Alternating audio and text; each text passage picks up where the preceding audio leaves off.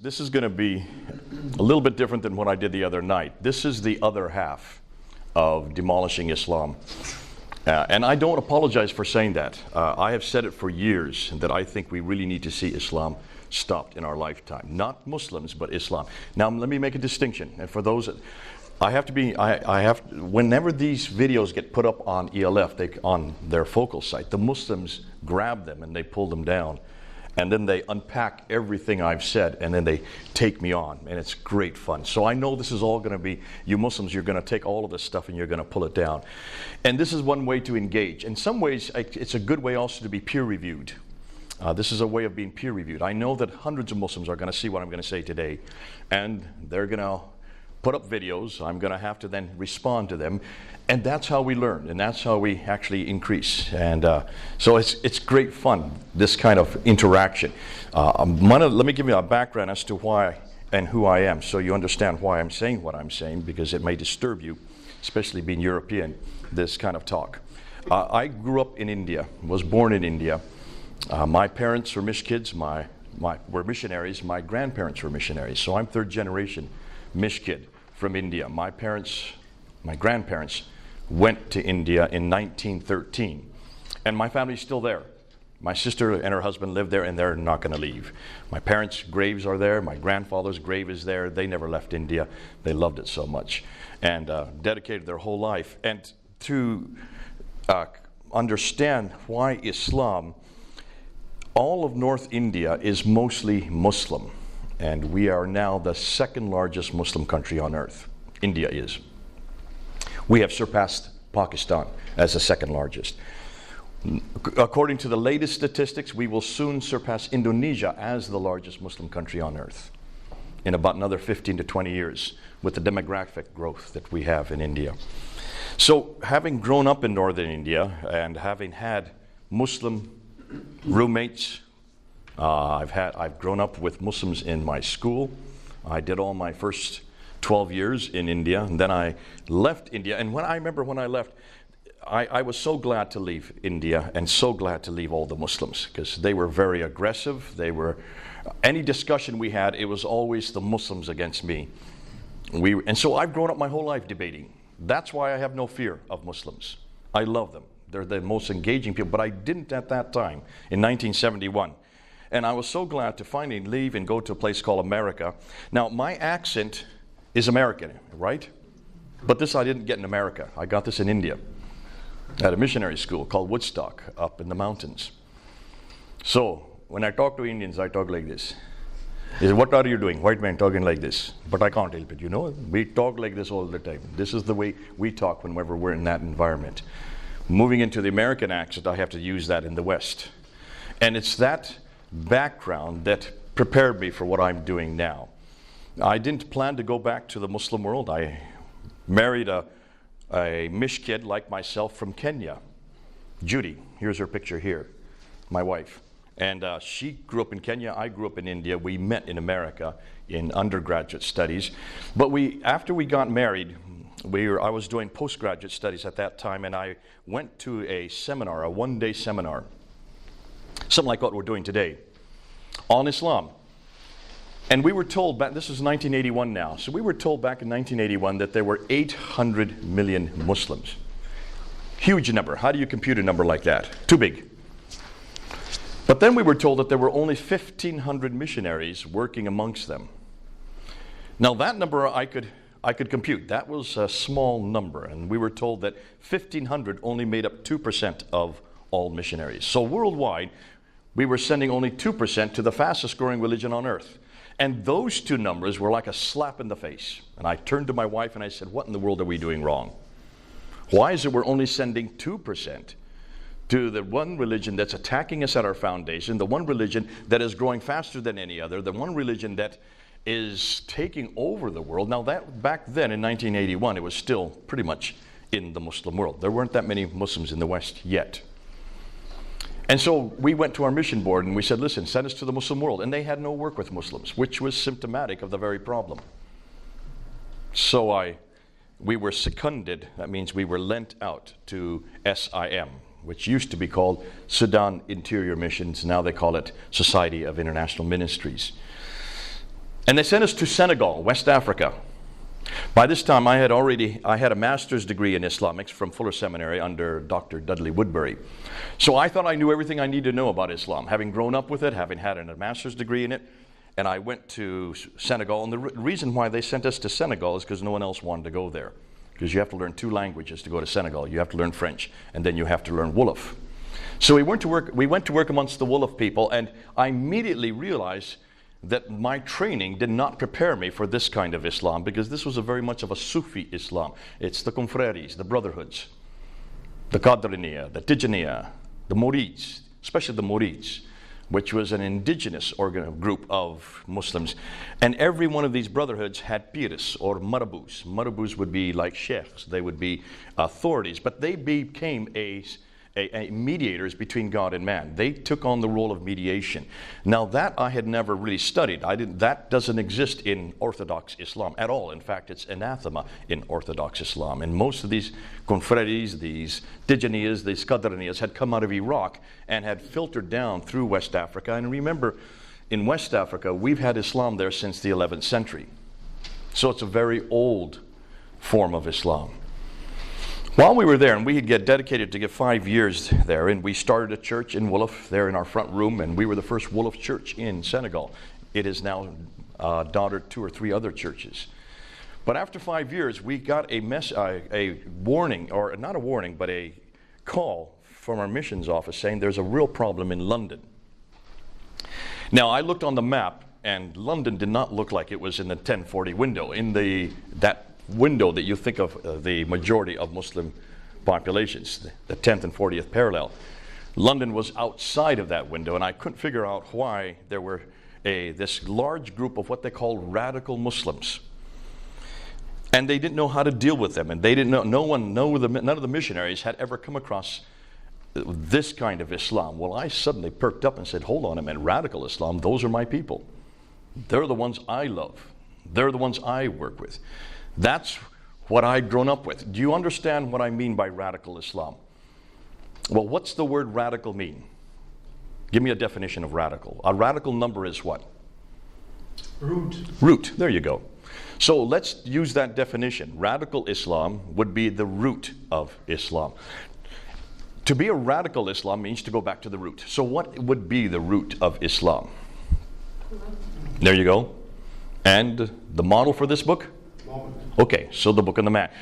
The Book of the Man would be the root of Islam. And this was created by a man named Ibn Taymiyyah in the 1300s. And he was the one that actually defined real Islam. He said, to be a good Muslim, you must read the Quran and you must follow Muhammad. The Book of the Man, the Book of the Man. 1300. Remember in the 1500s, 200 years later, a man in Germany said much the same thing about Christianity. His name was Martin Luther. Nailed up those 95 theses on the Wittenberg door. Remember that? What did he say? To be a good Christian, we must sola scriptura. We must only come back to Scripture, which is modeled on Jesus Christ. And we call that our Reformation. And I've heard so many people say, when is Islam going to be reformed? And I said, folks, it got reformed before we got reformed. They beat us by 200 years. Ibn Taymiyyah is the foundation for Islam worldwide. All your radical Muslims go back and they quote him. The reason why is because there were 2 men in the 1700s, one named Ibn al-Wahhab. Abdullah al-Wahhab. Al-Wahhab was living in Medina, and he was studying in Medina, 1700. So you're talking about, 400 years later. With him was another man named Wahiullah, who had come from Bihar in India, Eastern India, or my grandparents worked. Now, they weren't living in 1700, obviously, but back in 1700, these 2 men were studying Ibn Taymiyyah's material, so they were inculcating this whole paradigm of going back to a book modeled by a man. To be a good Muslim, that's the definition. Al-Wahhab he remained there in Arabia. He then amalgamated himself with a family called the Ibn Saud family. The Ibn Saud family then eradicated all their enemies and took over the entire peninsula. But they were nothing more than a political control. They needed a religious authenticity, and that's why they brought in Al-Wahhab, because he gave them the legitimacy of theology. And that's where Wahhabism started. So Wahhabism is based on Ibn Wahhab. That's where the name comes from. 1700, look at your dates. That's 400 years ago. Meanwhile, Wahihula went back to India. And he, back in India, he's the one that started the madrasas all over East India. When the British came to India, his disciples were so strong that the British had to contend with them. And what the British did is they just moved them right across North India over into the mountains. And so they fled up into the mountains, the Hindu Kush and the Himalayas, where they still are today.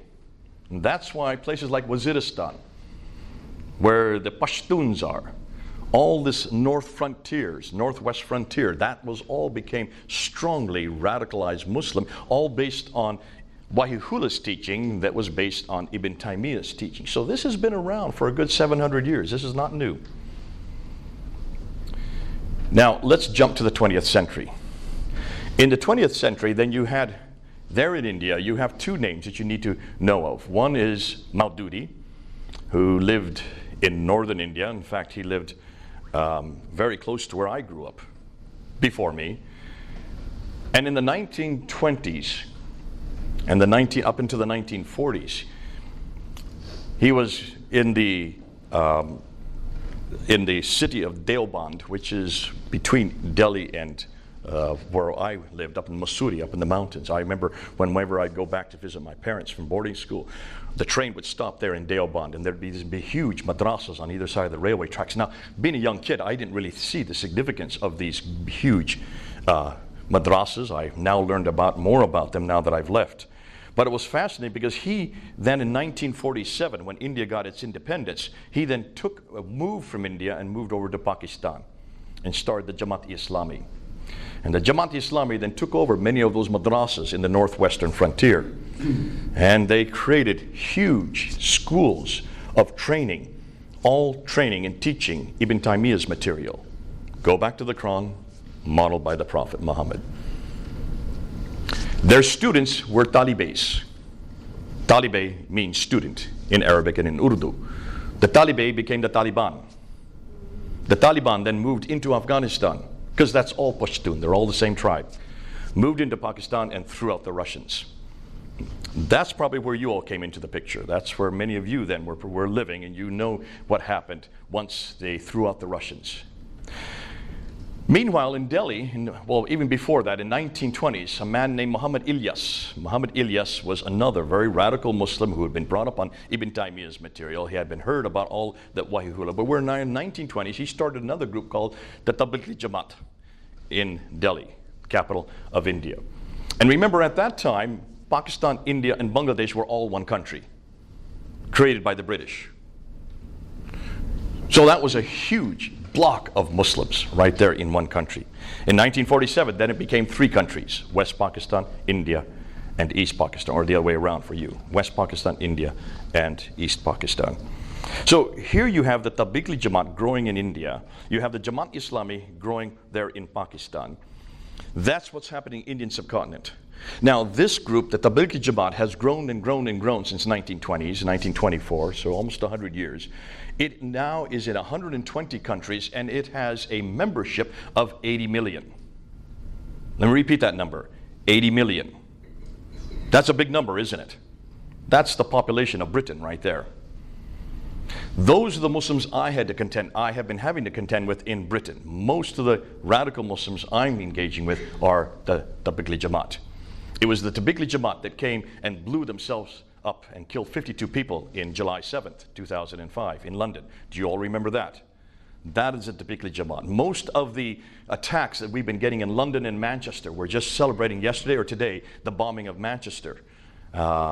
That was yesterday, I think. That was at the Tablighi Jamaat. So almost all the attacks that we're getting in Britain are infused by the teachings of the Tablighi Jamaat.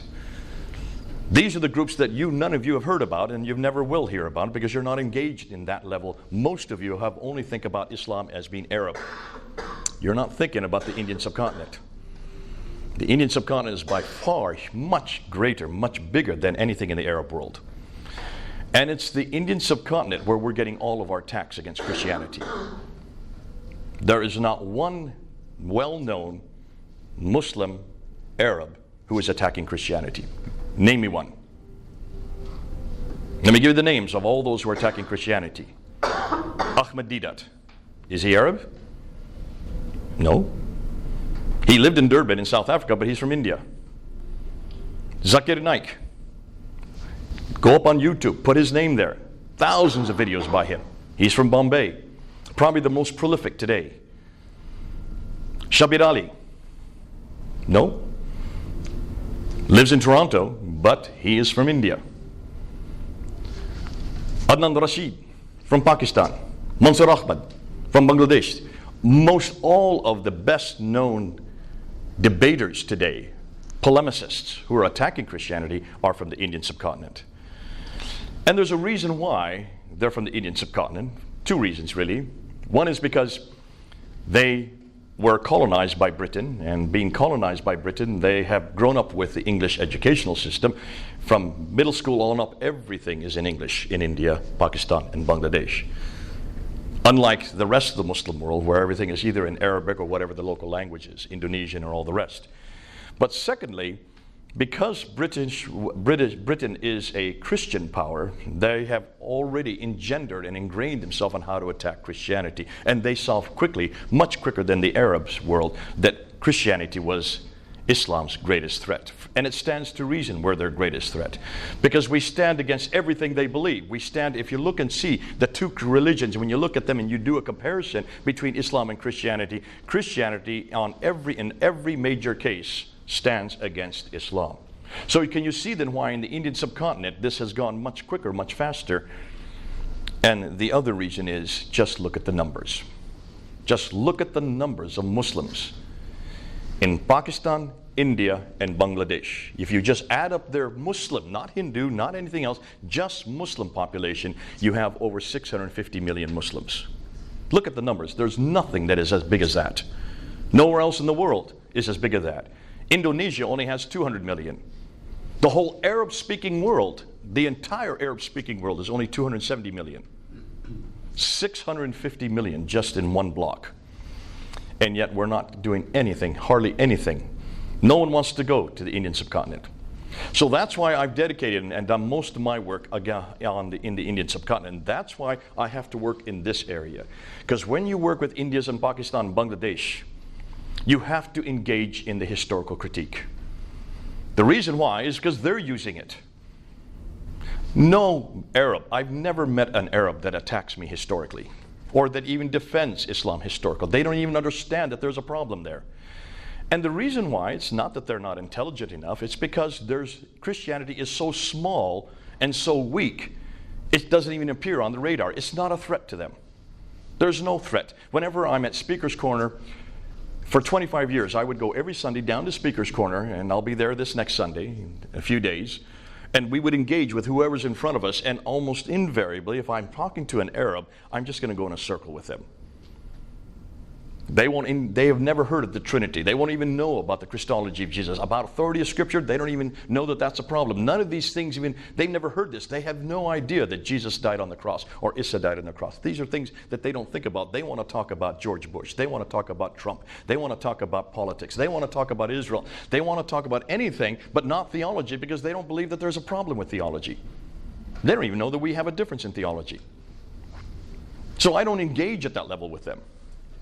Well, that's not quite true. I make sure we engage theologically, because I'm not there to talk politics.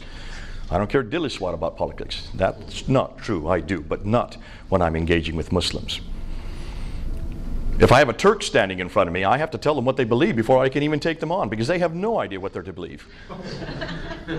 If I have a North African, either somebody from Algeria, and we get quite a few from Morocco that come through, I have to quickly switch to French, and then we go at it. But they all want to talk about the French colonial system. They all want to talk about how terrible the colonial system is. They don't want to talk theology because they don't think theology is important.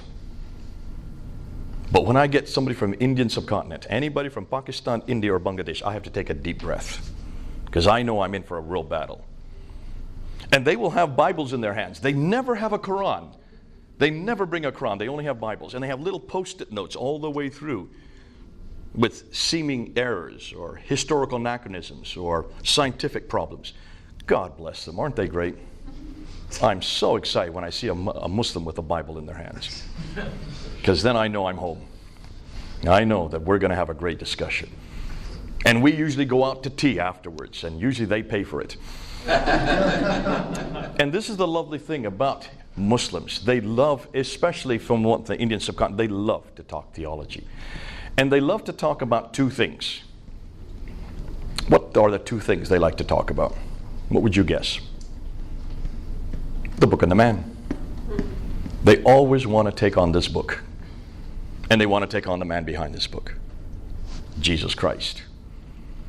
To me, those are the two things I want to talk about. And I don't even have to dangle a carrot in front of their eyes. All I have to tell them is two things. And I always, whenever we get into, especially if I haven't seen them before, they're the first time I've ever seen them, I always say, I believe Jesus is God. I believe the Bible is the Word of God. Do you have an opinion?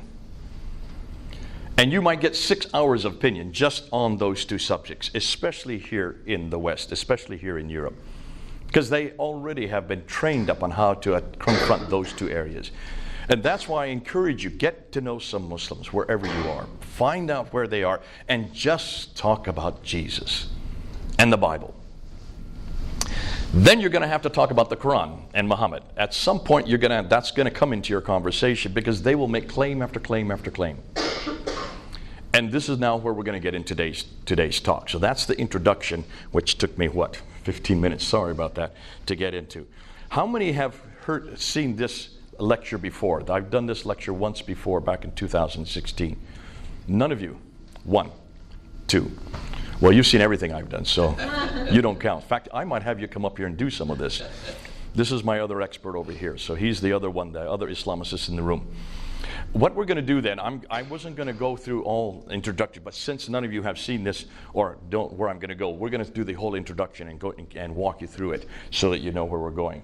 Now, we are going to go till 10:30. Then we're going to have a half an hour break for coffee and try to peel yourself off the floor. And then we're going to come back at 11 o'clock and go till 12:15. Am I correct? 12:15. Under orders of my friend from Scottsdale. Because she wants to then give you, I guess, a handout after that. And we do need to get out of here and get our luggage so we don't get stranded here from getting our planes. So let's go ahead, and at any time, if you have any questions, just raise your hand because we have lots of time to get through this. We're in no hurry, and I really do want to engage. And I want you to come back at me. Try as best you can, especially, you put on your Muslim cap today, all right? Try to be a Muslim and try to listen to this from a Muslim perspective and try to hammer me any way you can, because the more I can get hammered now, the better it's going to be for that film. But also, it's better for the Muslims to see that we are able to engage like this as Christians. Let me define terms. I am a polemicist. My PhD is in polemics. In fact, I think I'm the first in the world to get a PhD in Islamic polemics for one very good reason. Most people don't even know what the word means. Secondly, there's no school in the world that teaches it. This doesn't exist. Am I correct? There's just no school that would dare teach this because they would be targeted by Muslims. Polemics, do you all know is there someone who doesn't know what that word means? You all know what it means? Yeah? Great, so we can go right ahead. So I go on the offense. That's what I am. I'm very offensive. And I don't apologize for being offensive because this is exactly what I'm called to do. Don't you do this in the Arab-speaking world, in Pakistan. You can do this in India, but not in Bangladesh. All right? You can do it in Indonesia. I have used this in Indonesia. I got stopped at the airport when they saw who I was, and they wanted to look at my computer, but I better be careful what I say. So this is all going on film. I won't tell you what I did. But we got in and we were able to so I can teach it in these countries. Be careful about using it in Muslim countries. That's all I would say. And it's sad that I have to say that.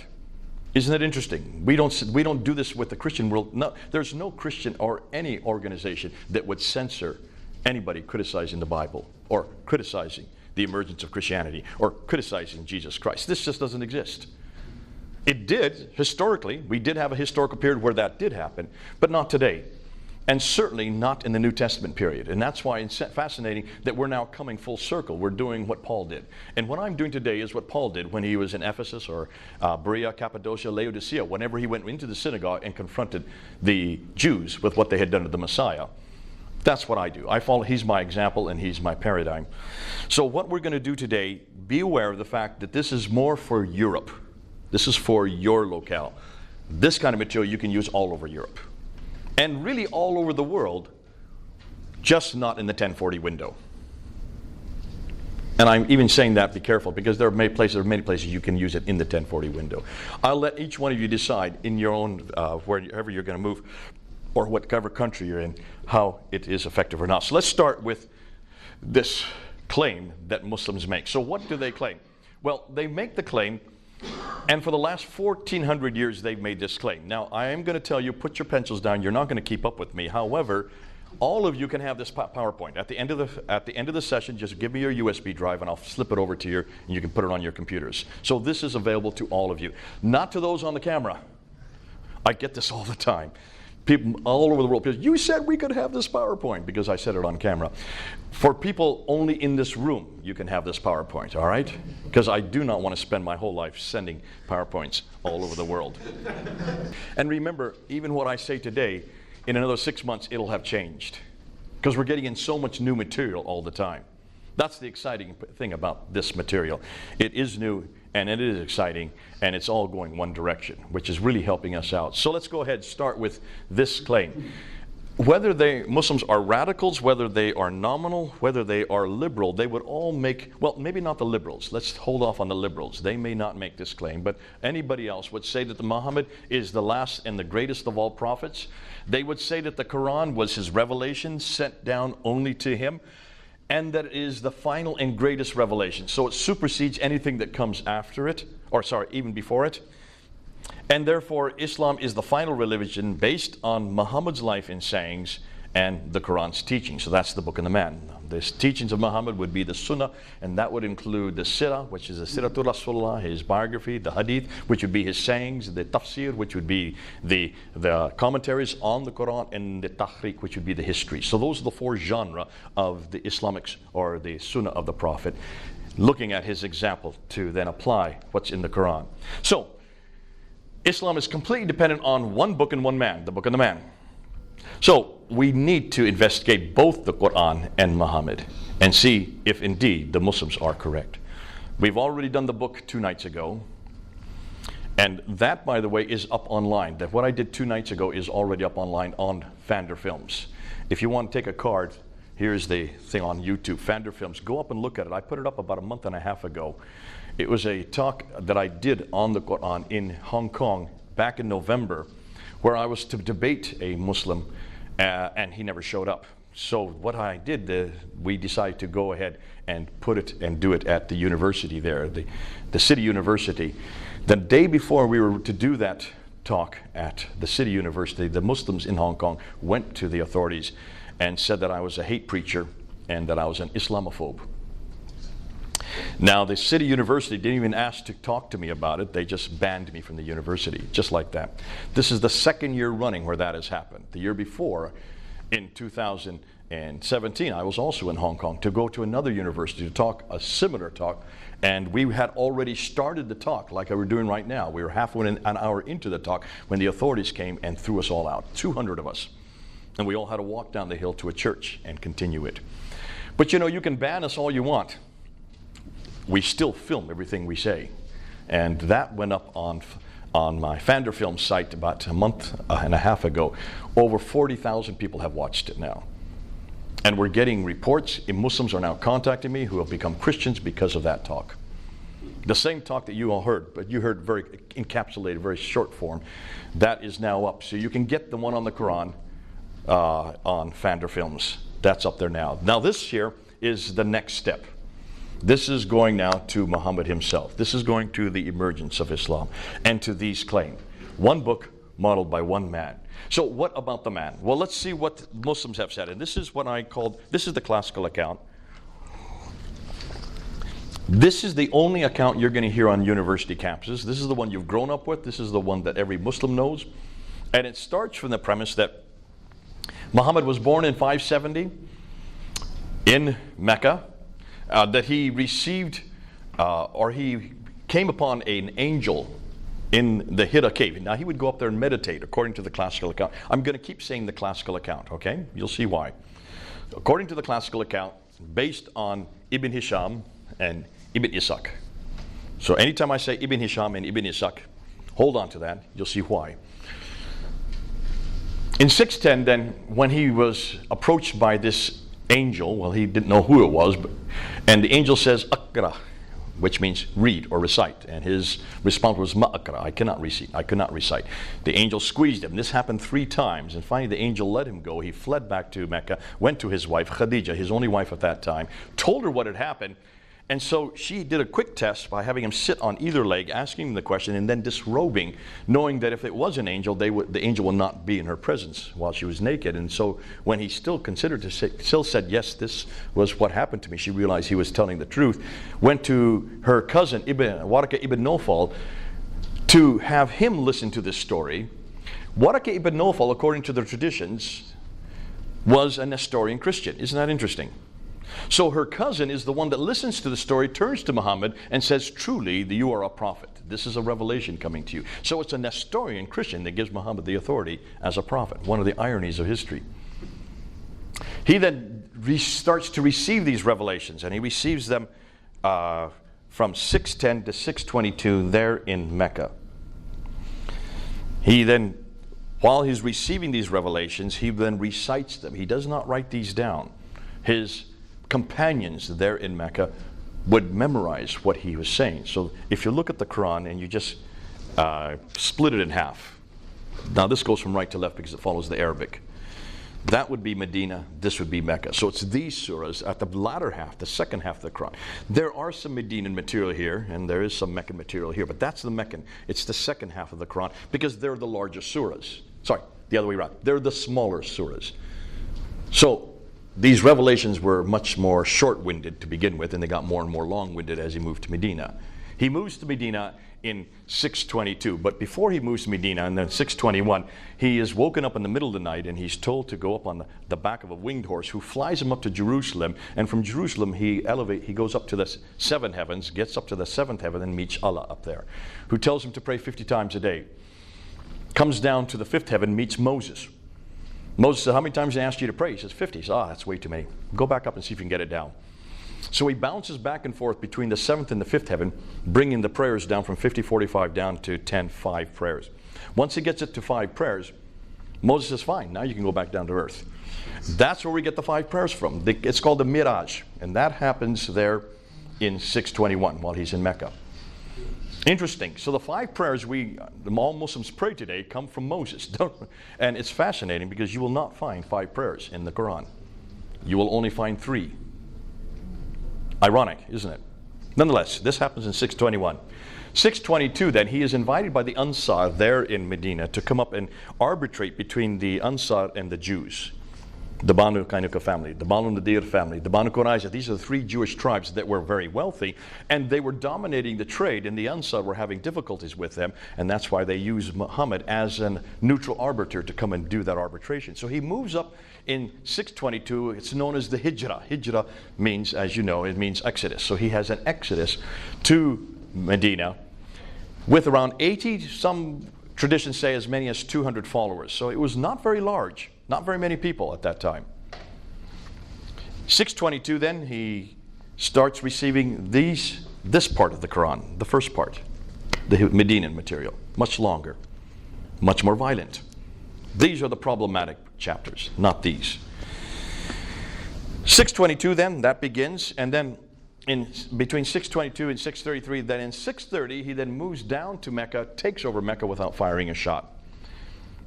So now he controls all of the central part of Arabia, called the Hijaz, and then in 632 he suddenly dies, which tends to happen to all of us. Now, at his death, the Quran had not yet been written down. It was still on pieces of bark, stones, and in the memory of his companions. Abu Bakr takes over control, and he rules for 2 years. And at that time, he then is the first to have the Quran written down. He takes a man named Zayd ibn Thabit, who is the secretary of Muhammad, gives him that responsibility. So there's the first recension, the first copy, the first codex of the Quran written in 632 to 634. Abu Bakr dies, normal death. Umar takes over, and he's the one that starts to expand the borders and starts moving right across North Africa in your direction this way, and then goes this direction over towards the Sassanid area. The Sassanids, these are the Persians. Now, he then is killed in 646, and Uthman takes over. So he's the third caliph. Caliph would be like a king. So from 646 to 656, Uthman is in power, and then he takes that copy that was made by Zayd ibn Thabit, and that had been hidden under the bed of Hafsa, one of the wives of Muhammad. He takes that copy of hers and has Zayd ibn Thabit redo that Quran again, recopy it, and to do it in the Qurayshi dialect.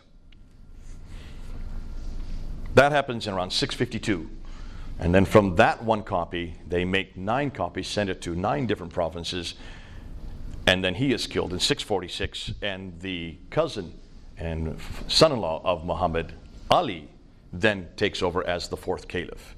And he only survives 5 years in 651, then he is killed at the Battle of Siffin by Muawiyah. So here you have the 4 caliphs, you have Muhammad's life, and you have the 4 caliphs. And I'm sorry, did I say 651? 661, because he takes over in 656 to 661. So that's the story, the classical account. Have any of you heard any different? Now, you may have heard many other things. I'm just giving you the bare skeleton, okay? Is there any reason to doubt that? Everything I've told you, where does it come from? I helped you out about 5 minutes ago. I gave the names of where this comes from. Ibn Ishaq, Ibn Hisham, Al-Bukhari, Sahih Muslim, Ibn Dawud, Al-Tabari. Have you heard these names before? If you were a Muslim, and those who are listening, you would know these names immediately. And you would know that this is the only source for everything I've just told you. There's no other source. What are these names? Ibn Ishaq, Ibn Hisham, Sahih Bukhari, Sahih Muslim, Ibn Dawud, Al-Tabari. From 9th century. Good man. You do remember. Hey, give him a commendation. Take a look and see where this material. So everything we've talked about is right here in this period, right? There's the 570 to 632, and then on up to 650, around this area. So all this that we're talking about is where that red line is. Now, hopefully you would assume that everything that we're talking about was written by people who lived then, right? Should be, right? But they don't. The first time we hear anything about Muhammad's life is from Ibn Ishaq, right here. Look when he died, 765. But we don't have any of Ibn Ishaq's material. Everything we know about Muhammad, how Islam began, was actually written down by this guy right here, Ibn Hisham. Look when he died, 833. Muhammad died in 632. How many years? 200 years. So the first time we hear anything written down about Muhammad's life, anything we've written about how Islam began, about Medina, about Mecca, about this story about him going up to the 7 heavens, all these great stories is first written down 200 years after the fact. Ibn Hisham didn't even live in that part of the world. He lived far to the west and hundreds of years later and hundreds of miles away. He gets it from Ibn Ishaq, but as he says himself, much of what Ibn Ishaq said he did not trust, so he threw it out and only retained that which he trusts. So we have no idea whether or not even the material from Ibn Ishaq is in his writing. So therefore, everything we know about Muhammad begins to be written down in 833. What about the sayings of Muhammad, which are even more prolific? We're told by the Islamic scholars that a man named Al-Bukhari was given 600,000 of these sayings of Muhammad. They're called akhbars. And he took those 600,000 and then he whittled them down, threw out 98% of them, and only retained 7,397. So basically 7,400 of the 600,000. He only retained 2% of it and threw all the rest away. He dies in 870, so that's 240 years later that you get the first sayings of Muhammad written down in a codified form. We don't even have Al-Bukhari's original text. The earliest text we have for Al-Bukhari is not till the 11th century. When you get all 9 volumes, the 9 volumes of Al-Bukhari do not appear until the 17th century. Ooh, Are you seeing what I'm saying? Now, the others that write down the hadith, men like Sahih Muslim, Ibn Dawud, they all write after 870. So you're talking about 240 and later that you finally get these references to what Muhammad said. But these people don't even come from Arabia. Bukhari comes from Buhara, which is up north of Iran today. Hundreds of miles away, hundreds of years later, they had never met Muhammad, yet they suddenly know what Muhammad said. So everything that we're dependent on, for our Muslims are dependent on for the classical account, comes from not 765, but from 833 and later. Now let's look at Christianity. Let's look at the biography of Jesus and look at the sayings of Jesus. The biography of Jesus would be Matthew, Mark, Luke, and John, the black letter part of Matthew, Mark, Luke, and John. The sayings of Jesus, the hadith of Jesus, would be Matthew, Mark, Luke, and John, the red letter part. Wherever it's red letters. Some of you have red letters wherever Jesus speaks. That's the hadith of Jesus. The tafsir, I didn't talk about the tafsir. The tafsir of the commentaries don't begin to appear until 923. That's the 10th century. That's 300 years later. He's the first to write down any tafsir, and he's also the first, Al-Tabari is the first to write down any tahriq, which would be the histories of all mankind, 10th century. So everything we know about Jesus, what he said and did, was written, well, the first three Gospels were written within 40 years of Christ's death, by 60 AD, 70 AD, and then you have John that would have been written about 90 AD. So within 60 years of Christ's death, you have the hadith of Jesus and the sirah of Jesus. Am I correct? 60 years. Written by those who actually knew him. John and Matthew were right there. They were with Jesus for the last 3 years. They saw what he did. They heard what he said. So they were eyewitnesses. The other two, Mark and Luke, got it from the eyewitnesses who were with Jesus. So here you have the tafsir and the tikh, and then the tafsir. The tafsir of Jesus would be the commentaries that explain what he did, would be Paul's letters. The gospel of Jesus applied in Philippi. The gospel of Jesus applied in Corinth, in Ephesus. These are the letters. So that's the commentary that would be equivalent to the tafsir of Muhammad. These would be the tafsir of Jesus. They were written within 15 to at least 65, because 62 when Paul was then finally killed in Rome. So all of them would have been written within 30 years of Christ's death. Am I correct on that? Though he was not an eyewitness to Jesus himself, he was the one that took and then applied it to each one of those cities. And the Tahriq would be the book of Acts. There's the equivalent, the book of Acts, which is this history of the early church. That would have been written by Luke. It had been written between 52 AD and 62 AD, within that 10-year period. So you understand that within 30 years you get the Tahriq. So all four genres are written within 50 to 60 years of Christ's death. All four genres for Muhammad would be written 200 to 300 years for Muhammad's death. Which is more authoritative? And yet no one's asked this question. I remember hearing this in 1994 when I was studying there at School of Oriental and African Studies under Dr. Gerald Hotting, and I heard these late dates, and I said, wait a minute. I raised my hands, and I said, this is hugely problematic. He says, yes, but we're not going to talk about that. Because there were 25 Muslims in the class. And he was the first one to introduce me what I'm going to be doing next. But it was fascinating that he did not want to come to any conclusions because he was fearful of what the Muslims would say. In London, the premier school in London on the history of Islam. So, 21st century scholars are deeply troubled by these late dates. And so they're saying this: Islam as we know it did not exist in the 7th century, but evolved over a period of 200 to 300 years. The Quran probably was not revealed to one man in 22 years, but likely evolved over a period of 50 to 100 years. Their conclusion is that the history of early Islam, at least from the time of the Caliph Abdul Malik and before, is a later fabrication. Now, that's a huge bit to say. How am I going to prove it?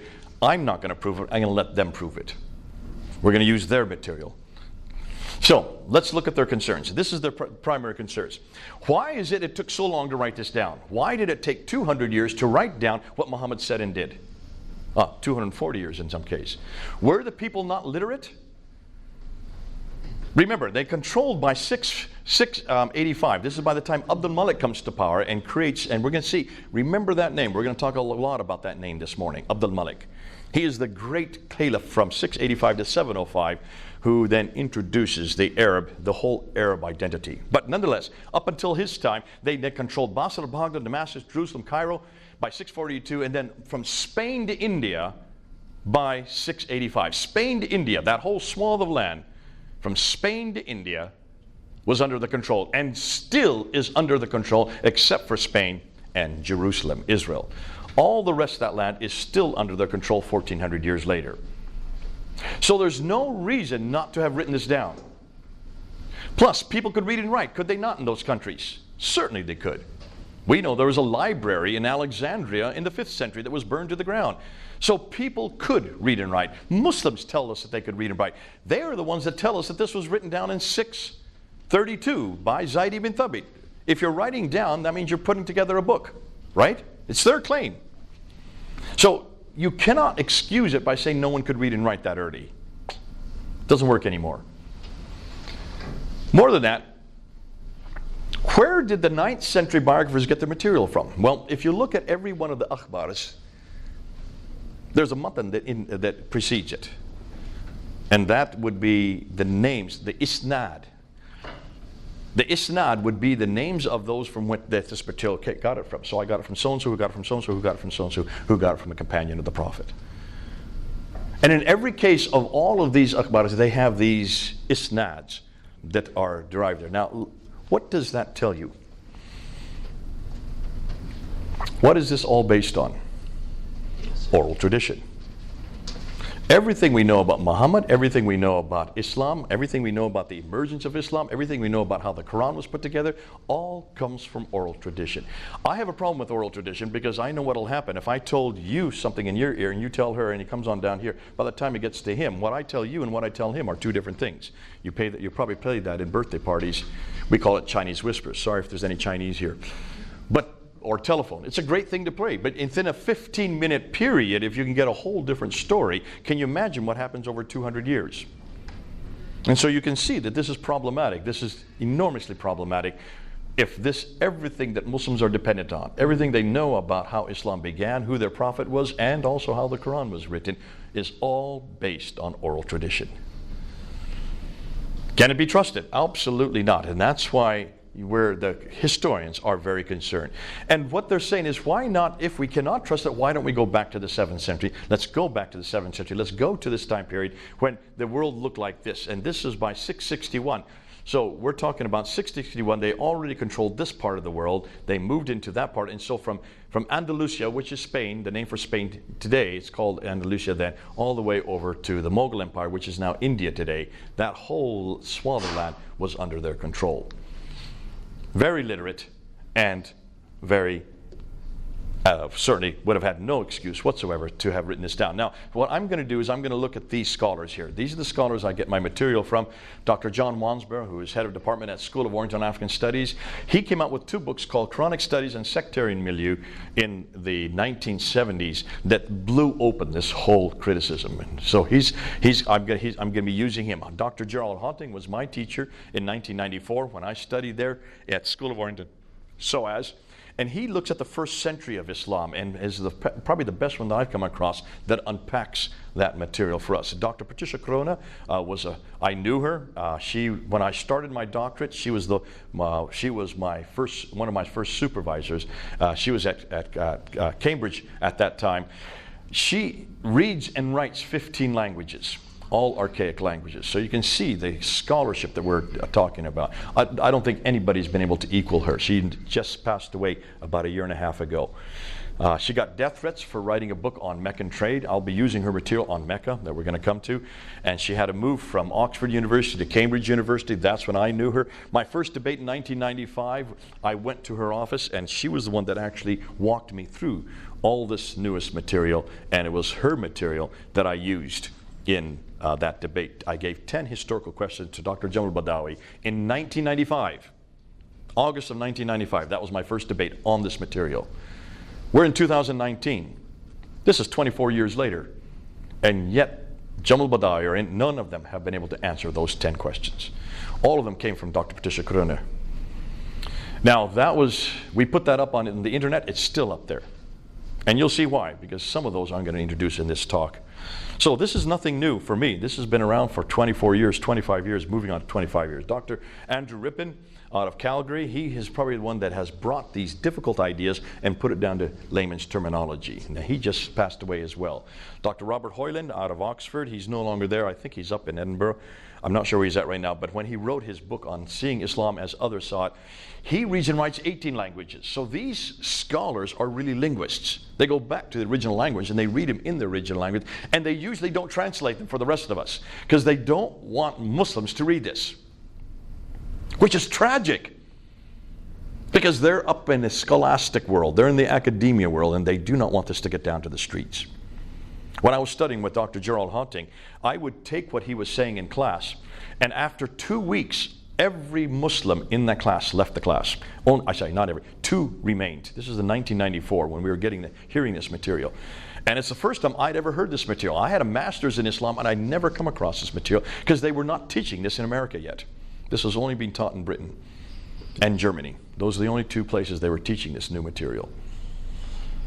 And I remember as the Muslims left, they slammed the door, yelling Allahu Akbar as they slammed. The reason why is they could not come up with any rebuttals. They had no idea how to handle this kind of material. And that's why Gerald Haunting was going very soft. He didn't want to come to any conclusion. He just put it out there. Well, I was going to Speaker's Corner at that time, and I just started to try it out at Speaker's Corner. And I got filmed there. They didn't have these smartphones back then, but they did have cameras. And it was put into a video cassette, and they were selling it in the bookstores there in London. And one of the students saw this VHS. Remember the old VHSs? Brought it to Dr. Haunting and showed him. And one of your students is getting up and actually introducing what you're teaching down at Speaker's Corner. He called me to his office, and he gave me a lecture. He says, "Don't you ever do this." I said, "Sir, if you're putting it out there, I've got to use it. If you're refusing to use it, I've got to do it. Don't stop me. Muslims need to hear this. It's no good for you just teaching it in a class and keeping it couched and keeping it private. This is devastating for Islam. This is going to destroy." And I said it to his side, this is the Achilles heels of Islam right here. And here you are keeping it to yourself, keeping it in academia, where it doesn't belong. Thank God that you're doing the research, but let us, if you're not going to do it, don't stop me from doing it. Let me get it out there. 1995, I was introducing it. I was, back in the 1990s, the Speaker's Corner was very violent. This is before Muslims became peaceful. There was no narrative of peace back in the 1990s. That only came after 9/11, where the narrative suddenly changed overnight. But back then, they would have all these speakers on different ladders, and there was about 10 speakers down there, and all around there would be their talibis, their disciples, from the Jamaat Islami, the Tablighi Jamaat. And I would go into each group, and I would try to confront the speakers. And I remember introducing Dr. Gerald Haunting's material. And one day in 1995, the guy who was up on the ladder, he was a convert, a Trinidadian convert to Islam.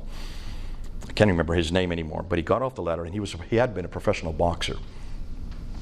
And he just slammed me, and I went flying, and I went out. I went unconscious. I don't know what happened after that. What I was told is about 60 Muslims came and started kicking me on the ground. And then a big black man came and laid on top of me and took all the blows. That's what I was told. The police finally got and were able to pull me out, and it was in the news the next day. And I asked the police, "Where's this black man? I'd like to thank him." He says, "He's disappeared." Had no idea who he was. A number of years ago, I was at Speaker's Corner, and I was on a ladder. And this time, what was back there in 1995, the police were so concerned because they said, "Listen, next time you're going to die. There's no way we can protect you. You've got to get on a ladder so we can see you at all times." And I said, "Okay, I've never been on a ladder before, and I'm not really good at homiletics, and I don't know how to," I couldn't string a lot of words together. I wasn't really as clever as I am now, because Speaker's Corner trained me to do what I'm doing now. And they said, "You've got to get on a ladder, at least for your own protection." So I said, "Okay, I'll get on a ladder." And I've been on a ladder ever since. I'll be on a ladder this Sunday. But I was in the middle of a debate. I had done about 4 debates. What was happening by 2010, 11, 12, I can't remember if it was 2012, I would talk to the camera and I would tell Muslims, "Listen, I'm here every Sunday. If you have any problem with what I'm saying, come and see me. Come and debate me." And I always keep a second ladder for that reason. And they would come, these guys would come from all over the world. They would come and we would have these half-an-hour debates. 5 minutes, 5 minutes, 5 minutes, 5 minutes, back and forth 5 minutes. And it was so much fun because you really engage with them very quickly, and you don't know what the subject is, but You don't have any computer, you have no books in your hand, you have nothing, you just have to have it all in your head. And that's a great way to learn how to engage like that, because if you can do it at Speaker's Corner, you can do it at tea shops, anywhere in the world. And it's a great way to train us. And after this one day, I had debated maybe 4 different Muslims, about half an hour each. I got off the ladder and suddenly I started getting beat up. I just started, they're punching me, these young, I think they looked like they were Middle Easterners, because they had never heard this kind of criticism before. And you can understand, if you're hearing this kind of criticism, how damaging it can be for the Muslims. And suddenly a big black man came and put his arms around me, said, "Let's go, Jay." And he took the blows for me. When I turned around to thank him, he had disappeared. So I call him Barry, my black angel. I was told by the Muslims that there are 2 angels above the branches who sit there, and they could see them. A fellow Mubin guy in 2010 came from Canada, and he saw these angels on the branches above me, and he was scared to death. We went and had dinner afterwards, and he told me about it.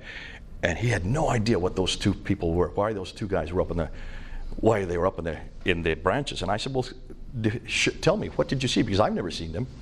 In the 25 years there, I've never seen anybody in branches above me, these big oak trees that we stand under there at Hyde Park." And he says, "Well, there were 2 men sitting on a branch looking at you and smiling at you. You must have seen them, Jay. They scared me. You must have seen them." I said, "No, but I know what you saw." I said, "Every day I get up on the ladder, there are churches in America, 20 churches or so. I get up on the ladder at 4 o'clock in the afternoon. They're there at 11 o'clock in the morning, so 5 hours difference. They're starting to pray that I preach the gospel. They're starting to pray that Muslims hear it. They're starting to pray for my protection." You saw the answer to their prayers. Those were angels. I have never seen them. And I know that Christians see angels everywhere, but Muslims are not used to this. You have no idea of the index. That's why God wanted you to see them, so that when you told me you saw these 2 men, I could trust you before I could trust any Christians on this. So I call them Harry and Barry. Harry and Larry. Those Harry and Larry on the branches and Barry on the ground. But this is the kind of stuff that when you unpack it, you're going to have to use this kind of protection. When Haunting heard that I was doing this, I said to him, "You keep doing the research. I'm not asking you to go public with this. However, anything you publish, I can quote. So be careful what you publish. But please do publish it, because we want to quote them." And I said, I understand this is not your battle. You're nothing more than an academic. You don't have anything really, there's nothing that you're in, there's no reason why you would want this to go to the Muslims, because you don't have a better answer. You have nothing to give them. I do. And the question is, what do we do if we're going to talk about oral tradition, or we're going to talk about historical authenticity and credibility? Should we not apply that to every faith, including the Jehovah's Witnesses, including the Mormons, and especially the Mormons?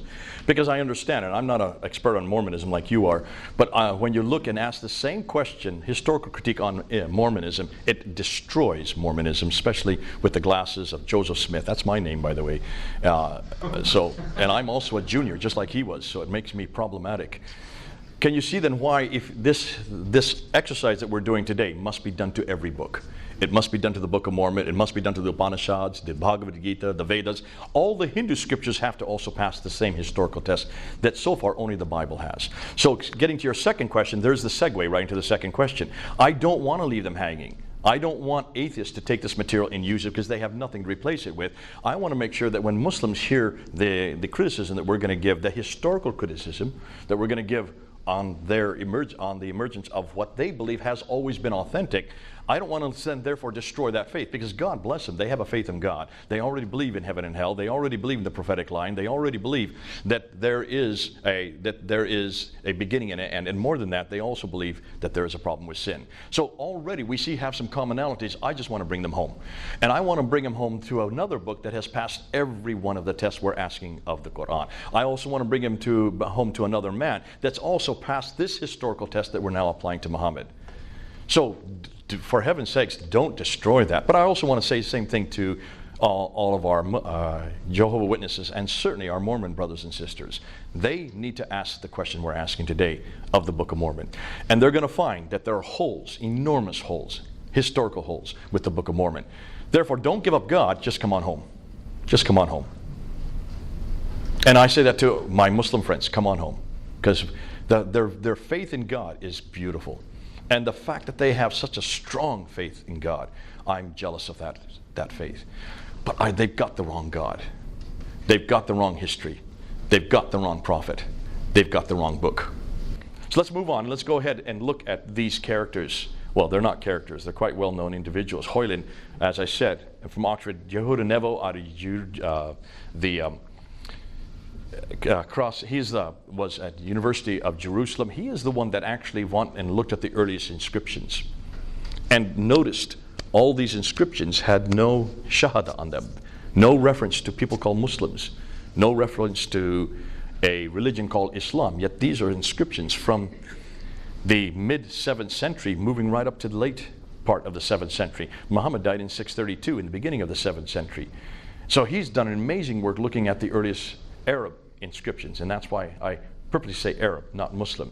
And then you have the German school, Luling, Quinn, von Bothmer, Oleg. These are the ones who are by far the best in the world on the earliest Islamic or Quranic manuscripts. And we're not going to talk more about them today, but the others we will. But there have been 3 books that have come out.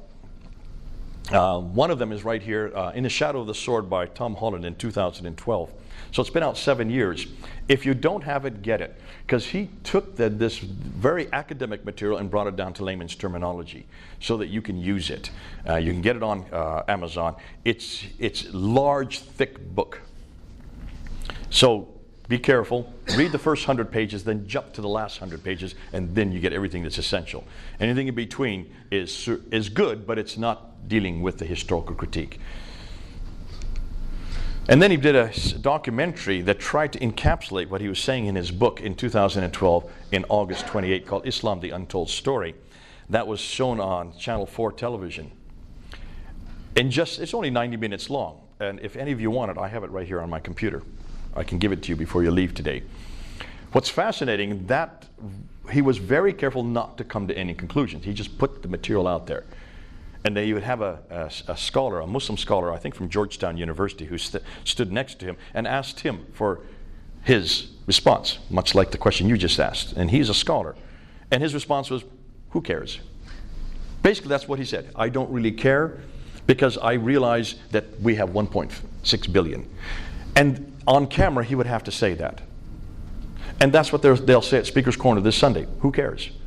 What's happening is the people who are watching the film care. They have to save face, and this is called what we call the private versus the public face. I don't really want them to say anything. I want them to go home and then deal with it. I want them in private to ask, now what are you going to do? When everything you know has been destroyed from underneath you, your foundations have been thrown out. So they tried to show this film a second time in November. The Muslims wrote in, they refused to let it be shown, and so it's never been shown a second time.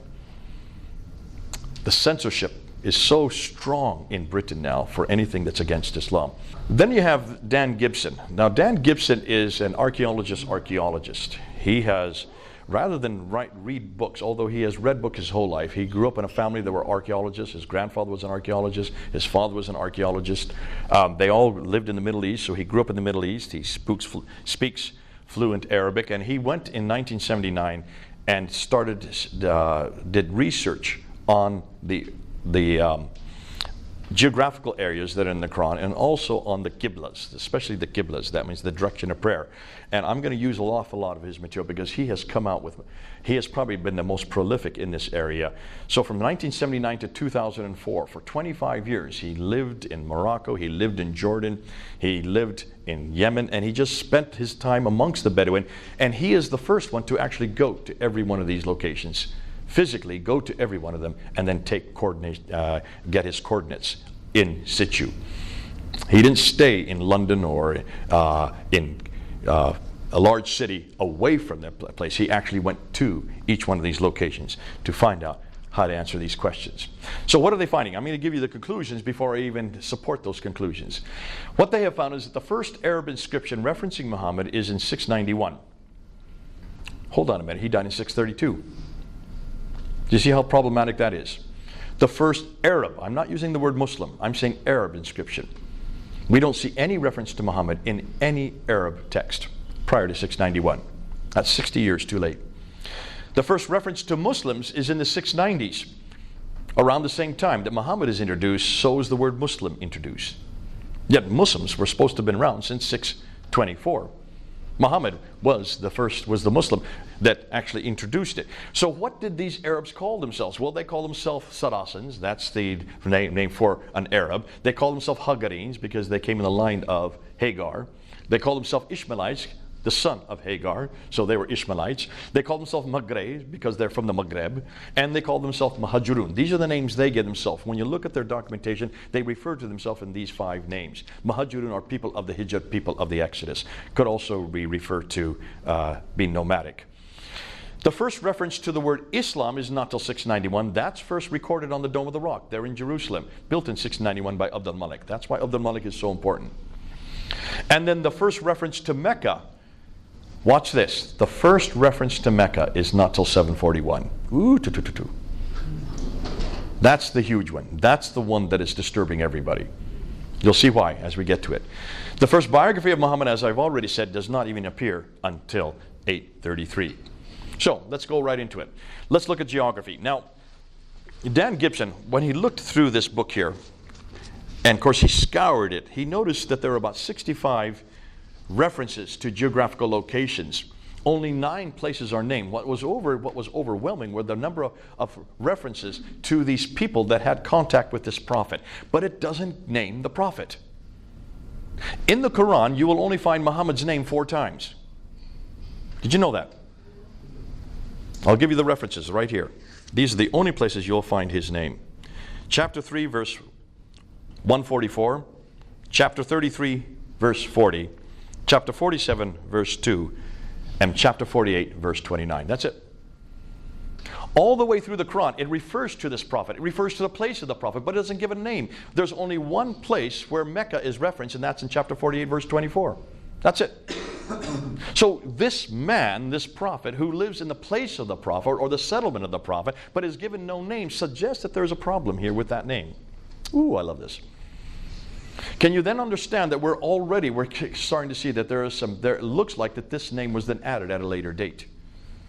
Nonetheless, what we do know is that this prophet 24 times has contact with people from Thamud, which are the Nabateans. 23 times has contact with people from Ud, or Ad, which we now know is the biblical Uz. And 7 times has contact with people from Midian, who are the Midianites. The difficulty is, look and see where the people from Ad, Thamud, and Midian are. They live way up here, 600 miles further north. He's down here in Mecca. How did he have contact with these people over and over again, day after day, unless he had a helicopter to travel 1,200 miles? Do you see the difficulty? That immediately shows you that there's a difficulty with the Quran itself. So let's then do a comparison. In the Quran, there are 65 geographical references. 9 places are named. 600 miles too far north, every one of the places is in the wrong place.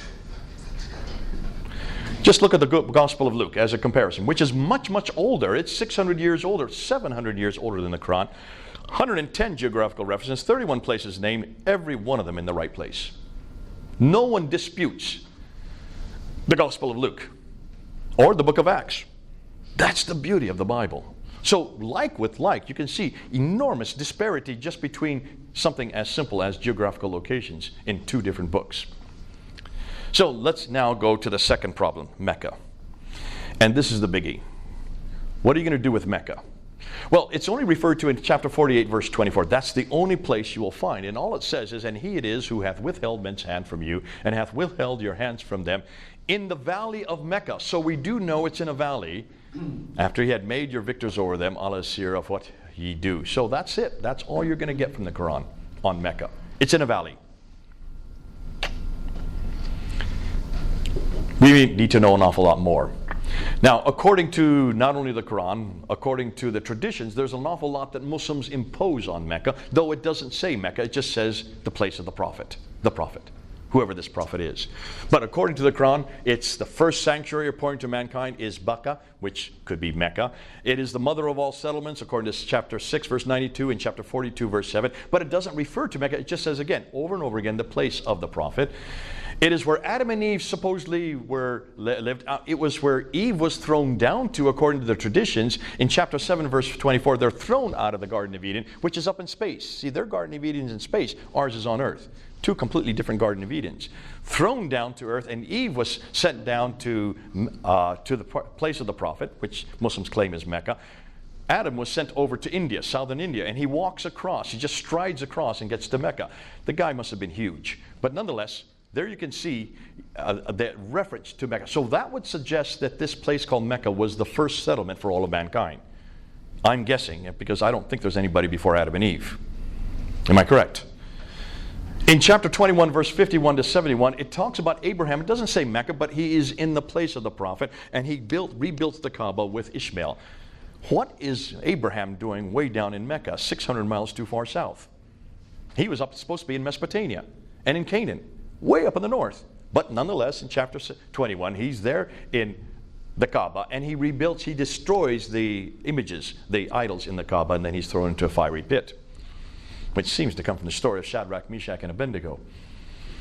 And then according to the traditions, Muhammad, now the traditions are written in the 9th century, now they're referring to Mecca. But these are the traditions, not the Quran. According to the traditions, he then was born in Mecca, lived there till 622, so from 570 to 622, about 50 years, and that he then canonized the Qibla towards Mecca, according to chapter 2, verse 149 in the Quran itself.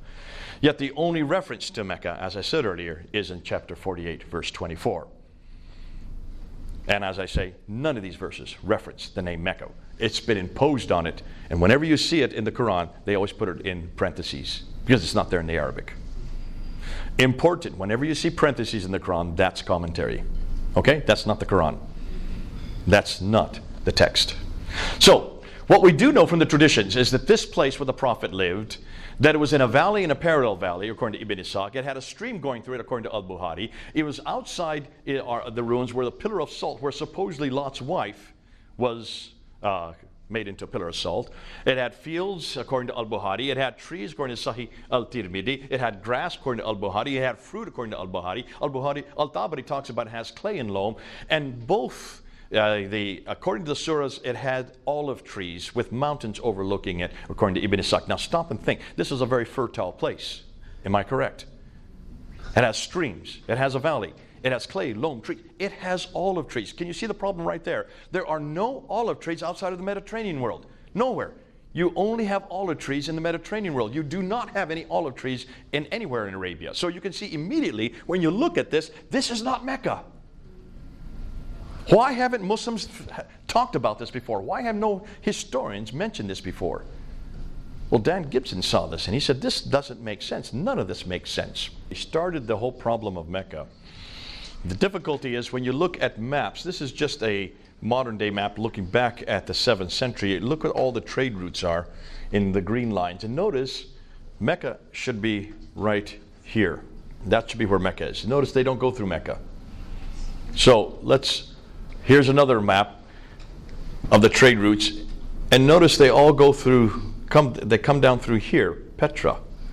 So these ones are coming down there. Notice this one here. That's important as well, the one that comes along the waterway.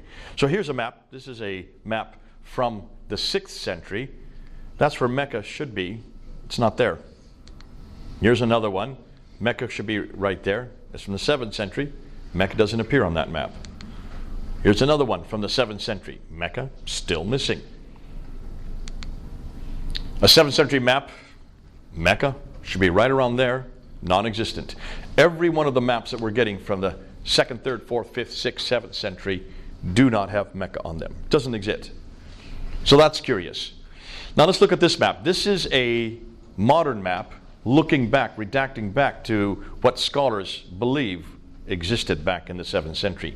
And this is the map that Dr. Patricia Corona looked at, and she saw problems immediately.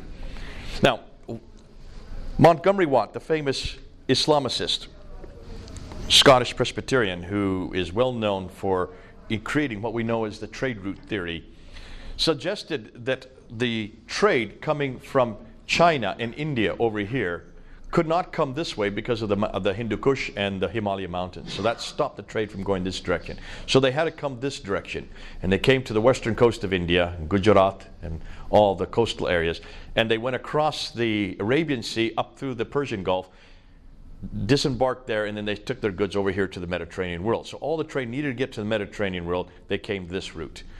That was where trade went. Until the 5th century AD, when you had the Byzantines up here, were warring against the Sassanids, who were the Persians over here. So you had these two great empires warring against each other, which shut down all the trade going from the Persian Gulf. Had to be redirected, therefore, down here to Aden. Down here. See Aden there at the tip of the Arabian Peninsula? They would then take off their goods here in Aden and then transship across along this green line here, all the way up 1,200 miles up to Gaza in the north. So it'd go from Aden to Sana'a to Najran to Taif, Yathrib, Khaybar, Tabuk, and then on up to Gaza. And what's interesting, when Patricia Crone looked at this map, she said, hold on a minute. There are two problems. First and foremost, you can see the Western Plateau here. Here's where the trade route goes, along the Western Plateau. But look where Mecca is. It's not on the plateau. It's down off the plateau. You can see there's a detour from Taif to come down to Mecca, then to get back up to Yathrib up there. Yathrib is the archaic name for what is now known as Medina. What's more, she said, look at Mecca. It's not only on the Western Plateau, it's down off the Western Plateau, on top of which she said it has no water. How could it have been a caravan stop-off place, since it had no water to accommodate any caravans? It was not an oasis.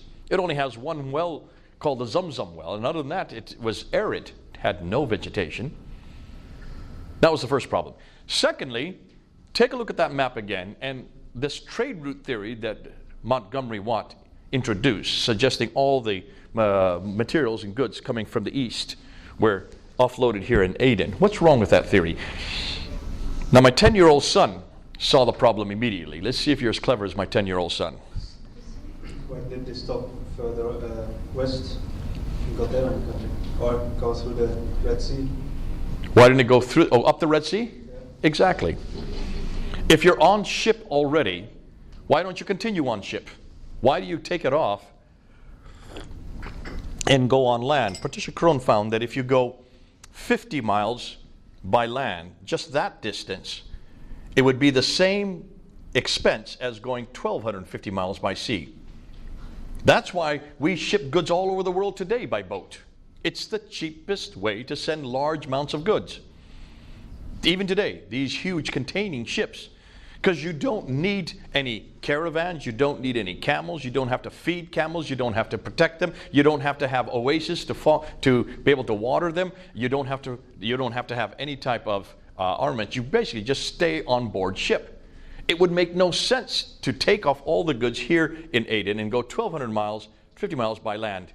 But she went one step further. Back in the 1980s, she went to all the trading documents from the 2nd, 3rd, 4th, 5th, 6th, up until the 7th century. Now, remember, she reads and writes 15 languages, so she can read all the documents in their original text.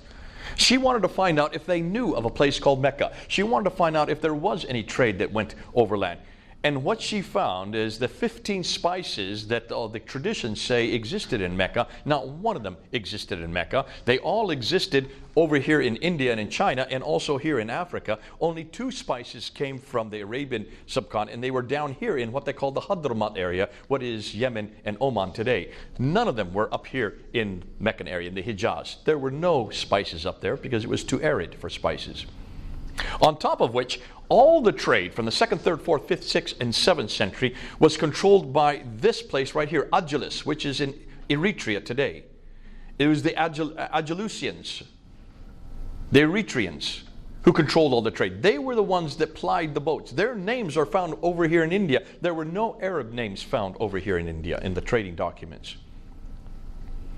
And the reason was very simple. The Arabs weren't really seafaring people. They were mostly camel herders. They plied the deserts. Their caravans were in the deserts. And the only trade that they were interested in was leather and milk. No spices. So all these traditions were fallacious. But most problematic was she could not find any reference to Mecca in any of their documents. Oh, she found references to Taif, just over here. She found references here in Ctesiphon, which is now Baghdad. They found up here in Yathrib, they found some silver, and they opened up silver mines in Yathrib, and they had silver just north of Mecca, today's Mecca. They have found silver mines there, and she found lots of references to Yathrib, and to Taif, and to Najran, and to Tabuk, and to Khaybar. No reference to a place called Mecca at all. Can you see how this is rather disturbing? Now, she got a death threat for writing that book, and so she had to move to Cambridge University.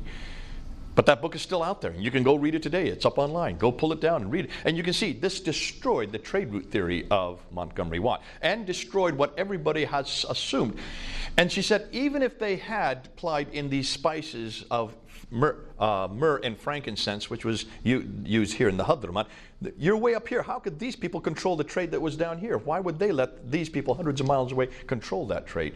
And where was there any evidence of any of that trade? So, the first place that she could find any reference to the city of Mecca was in the Apocalypse of Pseudo-Methodius Continuato Byzantia Arabica. That's it. That's the first document anywhere. She came out with this in 1987. We're now in 2019. Nobody can find an earlier document. 741. Muhammad died in 632.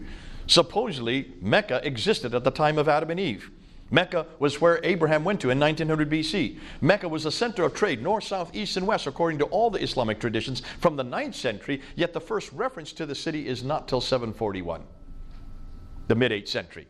It was not on any map until 900 AD. No map included it. If it was such an important city, the oldest city in the history of mankind, if it was a center of this enormous kingdom, if it had everything to do with the trade, all north, south, east, and west, why had no one heard of it? So, what about modern Mecca?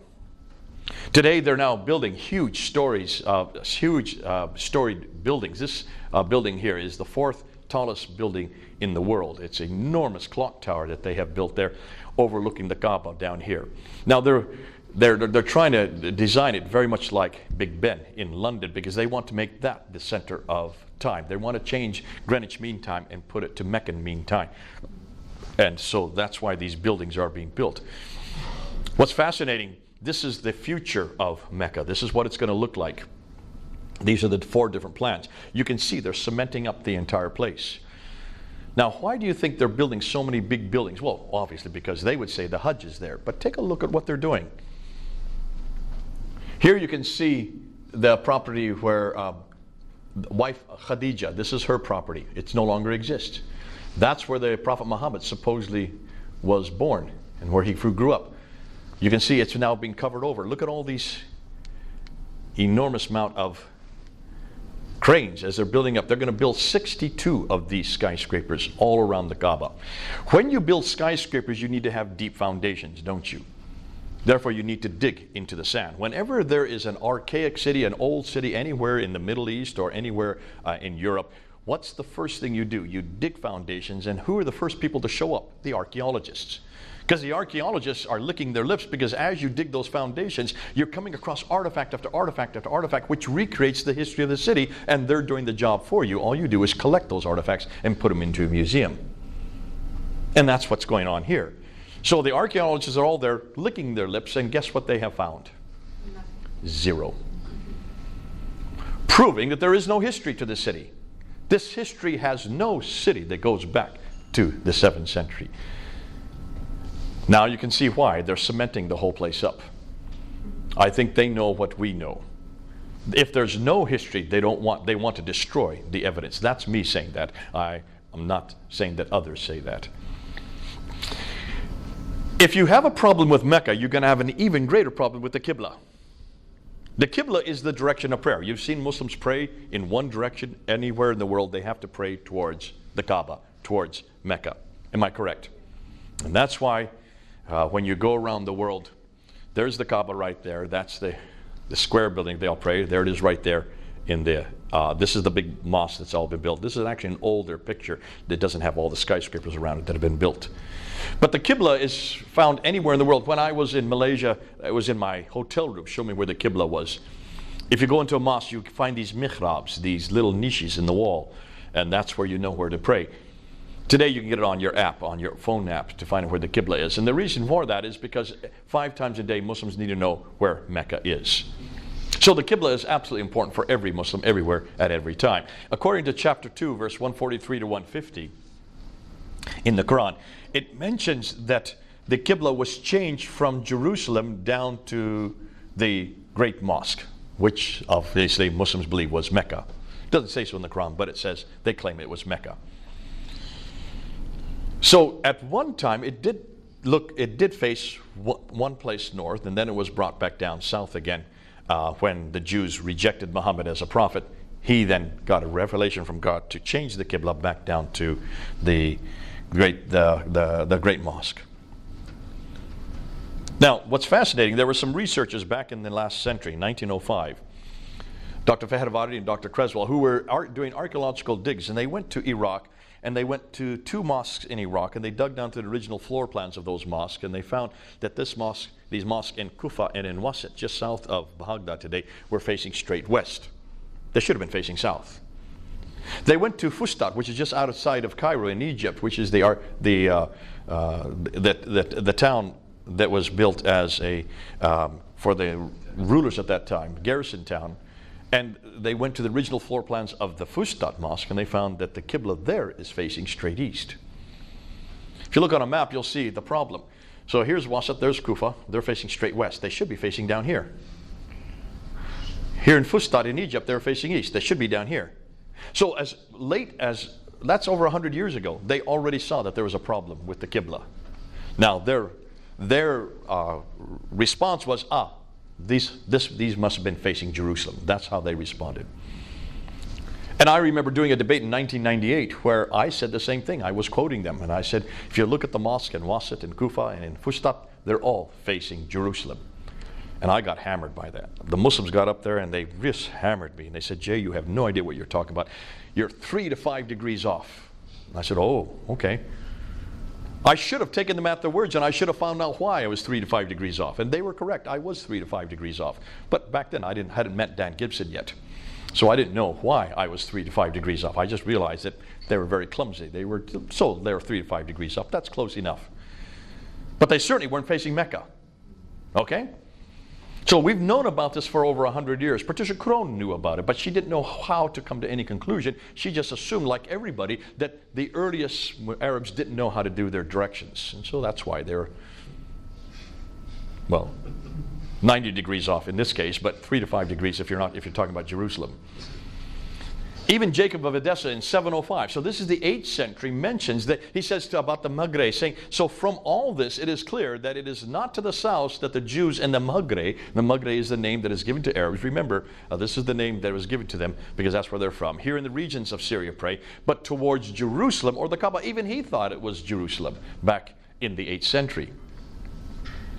It wasn't until Dan Gibson finally got on the scene and started doing his research from 1979 to 2004 that suddenly we started to see a clearer picture. And he went to every one of these mosques because he was curious as to why so many of these mosques were misdirected. And he thought they couldn't have been that bad because these were desert caravans, camel herders. They didn't have roads back then. These were Nabateans. The Nabateans were famous. They were the ones that took the goods all the way over to Baghdad and beyond because they were the only ones that could transverse the desert without ever getting lost. Because remember, in the desert you have huge winds, and every time the winds come it changes the sand dunes. So you cannot have locations unless, of course, you're using the stars. So if they knew how to get from one place to the other, if you can't get to an oasis, you die.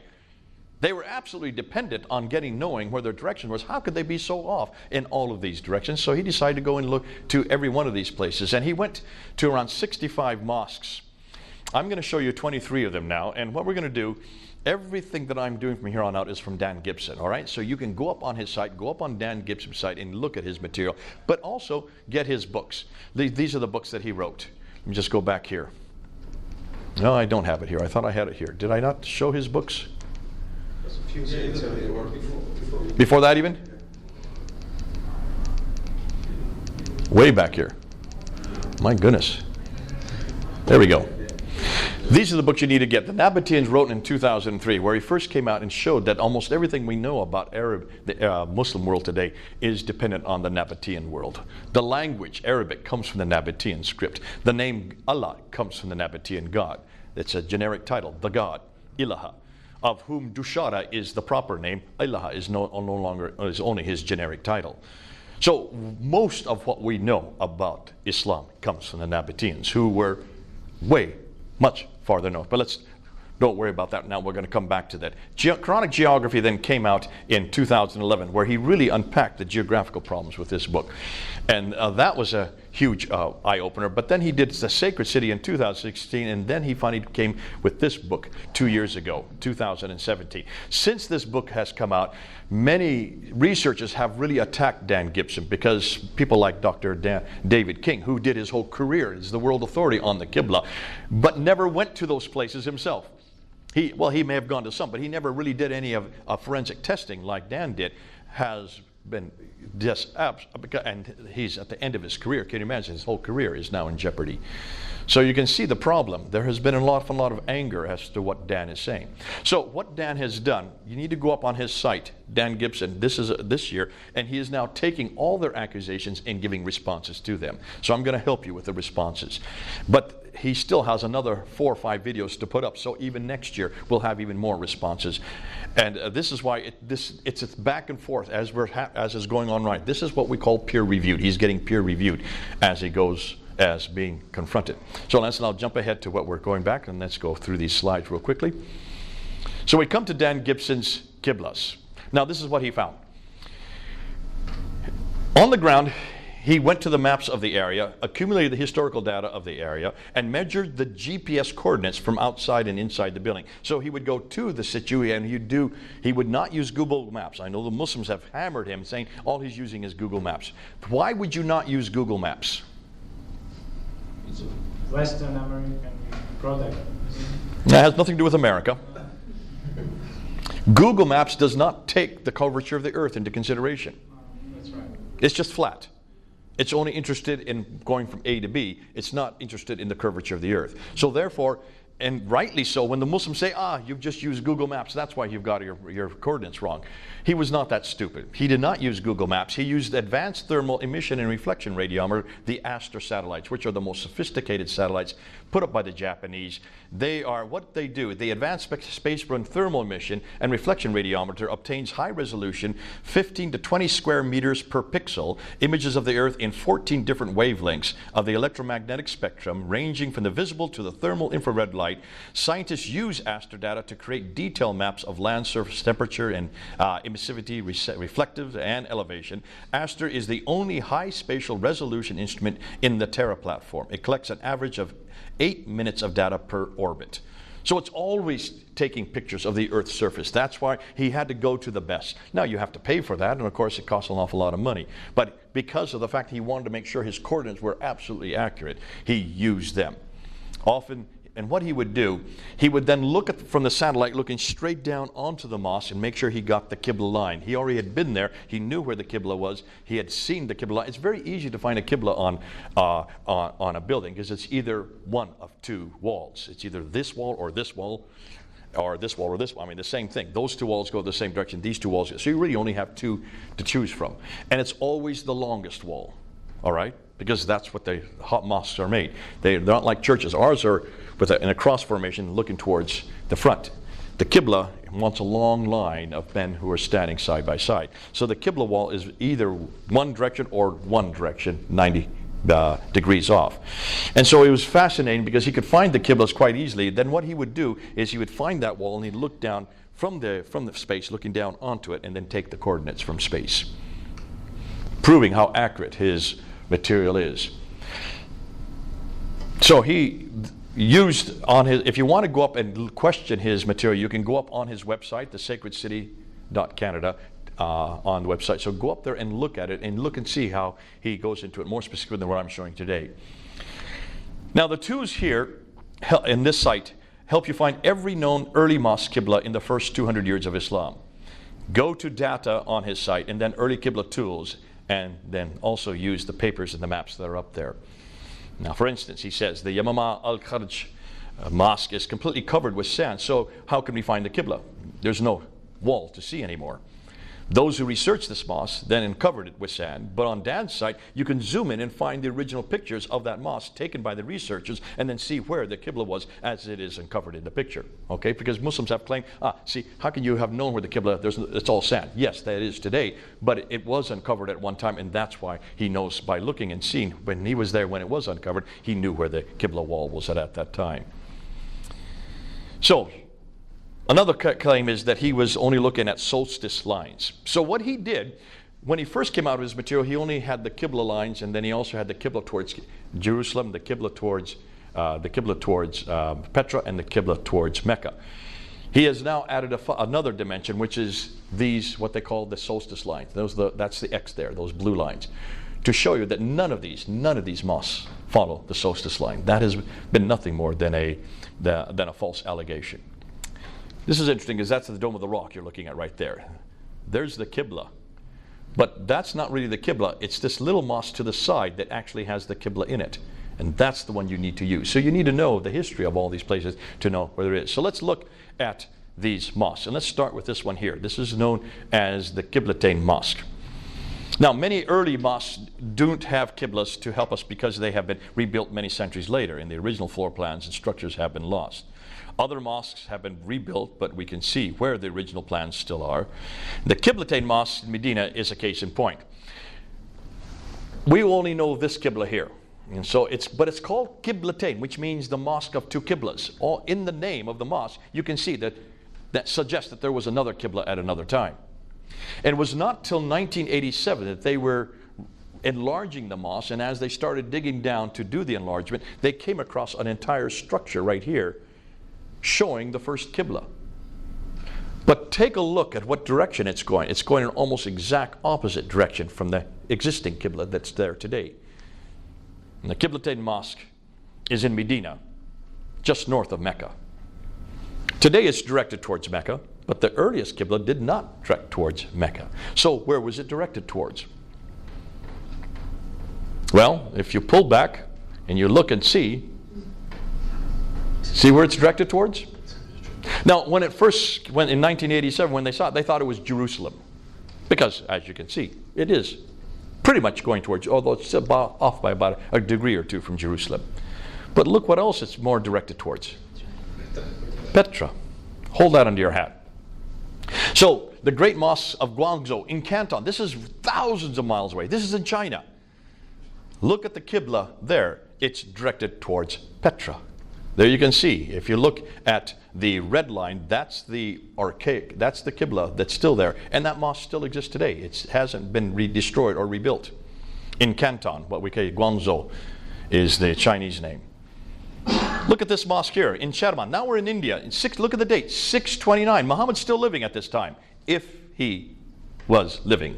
Nonetheless, according to their tradition, he'd be living because he didn't die until 632. So here's a mosque. In fact, this one here is 627. So this is while Muhammad's still living. So here you have mosques at the time that Muhammad's still living that are not directed toward where he's living, if he was from Mecca. They're too far north. They're 600 miles. They're directed 600 miles further north. Cherman Masjid in India, 629, directed towards Petra. Jami Hama Al-Khabir Mosque in Syria, 637. Now Muhammad is dead. He's been dead for 5 years. Look where it's directed. Petra. Now we go to Egypt. The Fustat Mosque. Remember the ones that Fehravadi and Creswell found in 1905? Well, they thought it was towards Jerusalem. It was not towards Jerusalem. Gibson found it. They were actually directed towards that. Those mosques were directed towards the Petra. The Dome of the Rock. There's the Dome of the Rock right there. Now he has a question mark here because that really is not a Qibla, and what's more, that was built in 76 or 1886. So a little over 100 years ago. The Dome of the Rock has been built and rebuilt 11 times. So the outer structure that you're looking at, including the dome itself, were a little over 100 years old. over a little 100 years old, they then put the Qibla on that. But that wasn't there for the original structure. That's why Muslims have hounded me on that. I said, okay, but then take a look at the entire citadel. Which way is it directed? Straight towards Petra. We're going to come to this mosque right here. That's the Al-Aqsa Mosque, built in 709 in the 8th century. So that's built in 691. This is built in 709. So now we're in the 8th century, and look what direction it's facing. Petra, not Mecca. You can't destroy it and rebuild it again. That's the problem. The Humayma Mosque in Jordan, built 699. So we're now at the end of the 7th century. It's directed towards Petra. The Amman Mosque in Jordan. So we've been in Syria. We've now been in Israel. Now we're into Jordan. We've been into India. We've been into China. All these mosques from all over the world facing Petra. Now we're into the 8th century, 705. We're now to Yemen, a whole other country. This is the Grand Mosque in Sana'a. It's facing Petra. The Kirbat al-Minya Mosque in Israel, 706. It's facing Petra. Take a look at all these mosques. I'm just going to pull back, and now come forward. Notice where they're all coming in. So these are the mosques that we've looked at, coming from all over the world. They're all coming right to Petra. There's a map of them. Medina, China, India, Syria, Egypt, Israel, Jordan, Yemen. All these countries, these mosques from all over, not one of them is facing Mecca. They're all facing Petra. Up till 706, every mosque is facing Petra. So far, no mosque has been found that's facing anywhere else but Petra. Are you following that? Muhammad died in 632. The mosque was canonized according to Islamic tradition in 624. So we're coming up with about 80 years later. They're still all facing Petra, according to the archaeological finds. Here's a look of looking down straight on them, and you can see that all the 17 Petran Qiblas fall within a 45-mile dotted circle, proving how accurate they were. This will become important later on. Then in 706, a new mosque with a completely different Qibla was discovered. And it's somewhere in between, almost halfway between Petra and Mecca. You get a new Qibla. This is Qibla number 2. All right? But there's nothing there. That's curious. Hold on to that. I'll show you why. Back in 708, another mosque. This is in Iran. It's facing Petra again. The Al-Aqsa Mosque, as I said earlier, in Jerusalem, Israel, 709. It's facing Petra, like the Dome of the Rock, like the entire citadel.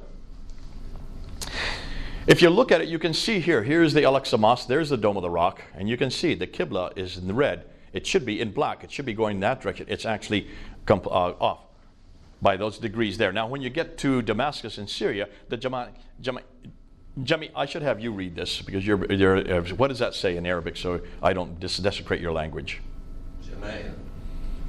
Umawi al-Kabir. Yeah. Damascus, 709. In between again, here's the second one that's in between, almost exactly the same place as the earlier one. Then we get the Kirbat al-Mafjar in Jericho in Israel, back to Petra again. Can you see? Mecca, let's go back here. Mecca is the almost exact opposite direction. Can you see that right there? That's Mecca today. That's where the mosque is directed in the red line. The Anjar Mosque in Lebanon in 714, Petra again. The Mosque of Umar, Basra, Syria. Then we come to the in-between mark. Now we're in 721. We're now almost 100 years later. Still, no mosque is facing Mecca. Dahar al-Gharbil Mosque in Syria, 726. In between. It's not till we get to this mosque, 727. Look at the date. Now we're over 100 years later. The first mosque we have been able to find that's facing Mecca. This is the third Qibla. So this is now Qibla number 3. The first Qibla, number 1, is Petra. The second is in between. The third is Mecca. Mecca is introduced in 727. Here's the Qasr al-Khayr al-Sharqi Mosque in Syria, 728. It's in between. The Amman Citadel Mosque, Jordan, 730. It's in Mecca. Now take a look at this. I want you to look at this a little bit better. Let's look at this next picture. Remember in 701 I said that this one down here was facing Mecca, and it still is. It's the older mosque. In 701, that one faced Petra. Sorry, did I say Mecca? Petra. That's facing Petra. They then rebuilt this mosque up here behind it, and above it That's 730. That's facing Mecca. So something has happened between 701 and 730. Both mosques are still there today. So the evidence, you can't destroy the evidence, proving that something happened that changed the Qibla between 701 and 730. That's why this one's such a good one, because you can see both mosques in the same area, proving that there was a change of direction between 701 and 730. Hold that under your hat. The Jami al-Zaytuna Mosque in Tunisia. Now we get a fourth Qibla. All the mosques that he found in North Africa and in Spain are facing straight south, parallel to a line that goes between Petra and Mecca. Why? 4 Qiblas. Petra, in between, Mecca, parallel. This is a 4 Qibla number 4. Baalbek Mosque in Lebanon, in between, 740.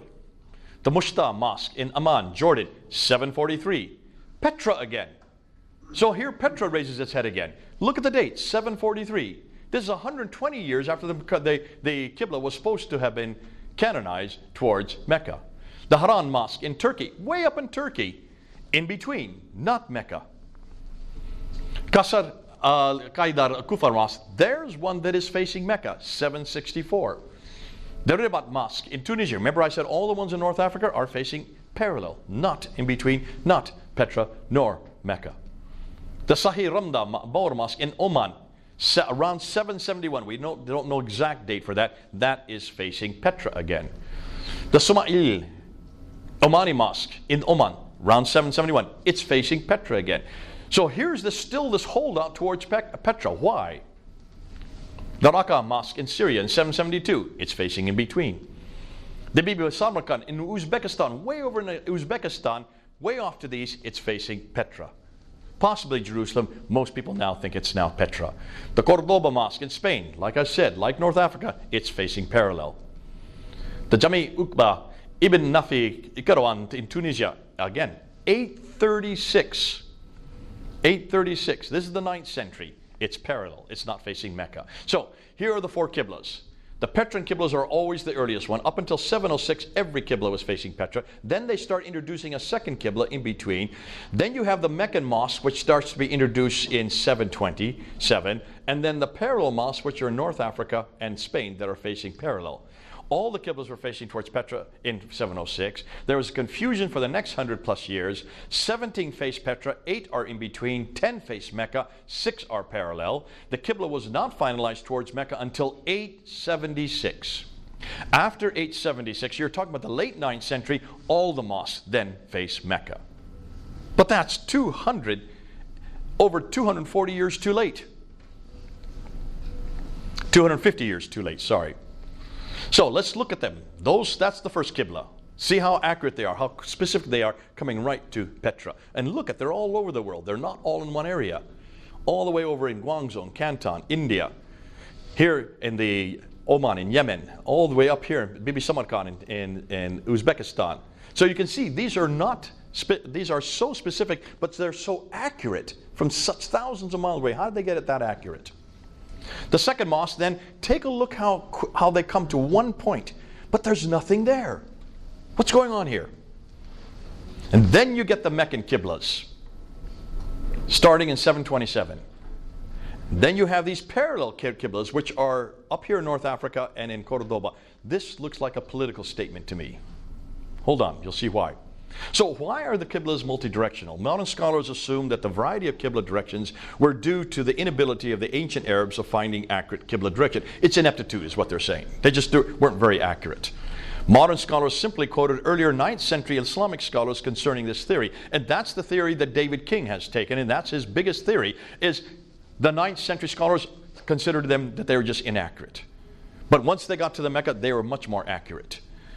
They assumed that the Meccan Qiblas were the most accurate. Well, let's take a look and see how accurate the Meccan Qiblas are. When you look at according to all the Petran Qiblas, they were 2.9 degrees of accuracy. If you take out take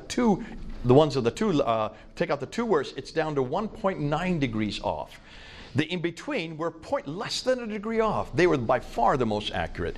The Meccan ones were 4.78 degrees off. They were by far the least accurate. So this whole theory goes out the window. They didn't get better, they actually got worse. So why were the early Arabs so accurate? Modern Muslim scholars assume the early Arabs were not, and that they didn't have adequate mathematical abilities. Yet what really happened was that the Arabs lost their ability to define directions accurately because Roman roads were introduced, which they used, and thus they didn't need the stars to guide them. Thus the ability to detect very accurate measurements became lost. The earliest Arabs who built the earliest mosques used astronomy, the study of stars, to find one's direction, not astrology, the use of stars to tell the future. They had to, because their trips across the desert was always across the desert where the sands shift and move, and they would die if they didn't know how to find their way. And what they would do is they would use these type of things. They would use, to find the north and south, they would always use the North Star, which never moves. And they used their fingers, or the kamal, a block of wood on a string, which measured how far up and down the knots on a string were once that block sitting on the horizon reached the North Star. So by pulling the string back, they put it on their horizon, there's the North Star, and as they pulled it back, as it hit the North Star, then they knew where the knot was on that string. They knew exactly where the direction was. Something as crude as that, yet saved their lives. For east and west, they needed to use a constant, so they used the number of steps a man walked in order to arrive at his place they were going. Men traveled on foot, while camels were used for carrying the goods. As they walked, they employed poetry, which had a rhythm and a allotted number for each poem. So when they came to the end, they would know how far they had reached, and simply added up the number of times they had recited a certain poem. Thus the reason they chanted poetry as they walked. They still do that today. Now you know why. It actually saved their lives to chant this poetry. And that's why poetry was so important for the early Arab, especially the traders. Now they used stars to find their direction. They employed 32 stars, which were used on a compass to know when they needed to go east and west from their location in relation to the North Star. Thus, for instance, they would walk towards Naka. There's Naka, right? Which is a star in the northwestern direction. When they went for a certain number of strides, depending on the poetry they were reciting, they were told, use this poetry, do it 32 times, and you'll get that direction, going towards Naka. Then they turned the other direction. They went towards Altir for a certain number of poems. And you go towards this direction for 10 of these poems, and in the eastern direction, and so on. And that's how they found their direction. We don't do that today, so we don't understand this. But if you're in the desert war, you better know how to do these directions accurately. And that's why the earliest Qiblas are the most accurate. The later ones, they no longer needed that because now they were using roads, which had markings on it. So why Petra? Why is Petra so significant? Well, take a look at where Petra is. It's right at the center of all the trade. It was the sanctuary city for the Nabateans. The Nabateans did not have their empire. They were traders, so they were all over the world, and they would have families that would stay in different cities in the different trading outposts. Therefore, they did not have any empire or any capital city. But they did have sanctuary cities where they would keep tombs, and they would have their temples there, carved out of sheer rock. You can see, if you've been to Petra, these beautiful carving. That's a treasury there. These are the tombs and temples. So it's a city of tombs and temple for the Nabatean people. And whenever someone died, they would send the body back to Petra or Medina Sali. Those are the two major cities of the Nabatean kingdoms. And they would then send them back to have their bodies there. And they would make a pilgrimage back to Petra to then not worship, but to honor their ancestors there. So Petra was the center of the Nabatean kingdom. It was a center of the trading block, the trading routes for all the trade, north, south, east, and west. And it's still there today. But take a look when you go to Petra. Notice that Petra is in a valley. It has a parallel valley. There's the valley. There's the parallel valley. It has a streams. It has whole stream. In fact, it has whole waterworks that have been created. Exactly what we're finding in the traditions. It is outside the ruins would be a pillar of salt. If there would be any pillar of salt, it would be outside the ruins of Petra. It has fields. It is a place where the prophet has trees and grass and fruit and clay and loam. Everything that the Quran's talking about, everything the traditions are talking about, exists in Petra, not in Mecca. And it has olive trees. The one thing you cannot find anywhere in the Arabian Peninsula, you can find in Petra. It has mountains overlooking the Kaaba. So everything that we see, these traditions, Ibn Ishaq, Ibn Hisham, Al-Tabari, all of them talking about this place where this prophet came from, and they named it as Mecca in the 9th and 10th century. Everything they were looking at, everything they were describing, everything this book describes fits Petra, doesn't fit Mecca. What's fascinating, Petra has all the items listed above. Thus, could Petra be the place they are referring to? Remember also the people of Ad, Thamud. 24 times refers to these people from Thamud. 23 times the people from Ad. 7 times the people from Midian. They're all up here around Petra.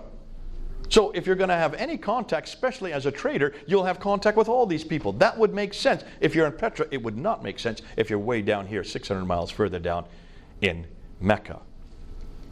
So why is this significant? Let's review. So far, nothing is known of Muhammad until the late 7th century from within Arab sources. His book, the Quran, and its manuscript don't appear until the early 8th century.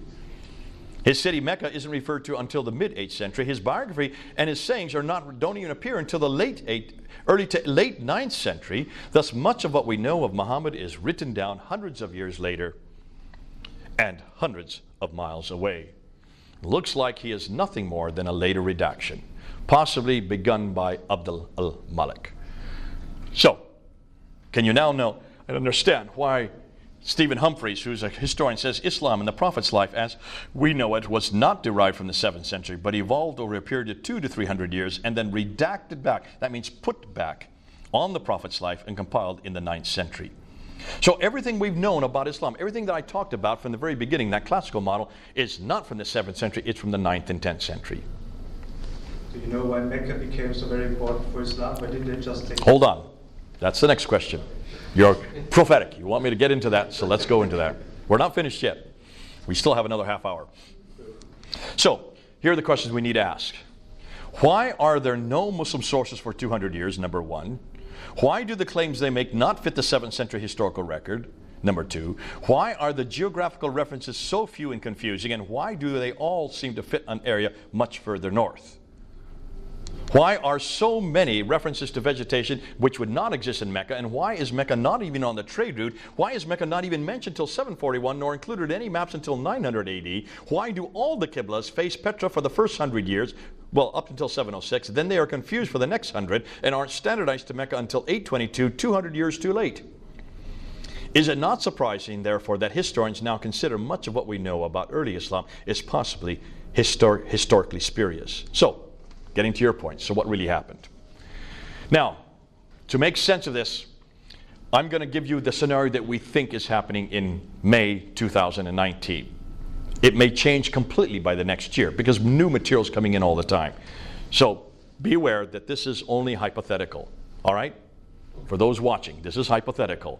This is what Jay Smith is saying, and others are now saying it, but I'm going to say it now on the camera so that you can actually see where we're moving and where from everything we know so far, this looks like what's happening.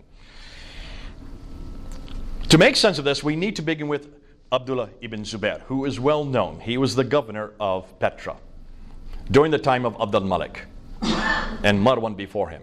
You have two great empires that are being created. First, you have the Umayyad Empire, which starts in 661. There are two families within the Umayyad Empire. You have the Sufyani family that's from 661 up to about 680, and then the Marwans take over. The Marwanids take over in 680. Marwan the first is the first king. His son is Abd al-Malik. He's the second king. He comes to power in 685. Now remember, up until that time, the Arabs had destroyed the Sassanids off to the east, which is the Persian Empire, and now their biggest enemy, their biggest competitors are the Byzantine Empire to the north.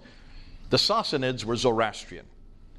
The Byzantines to the north are Christian.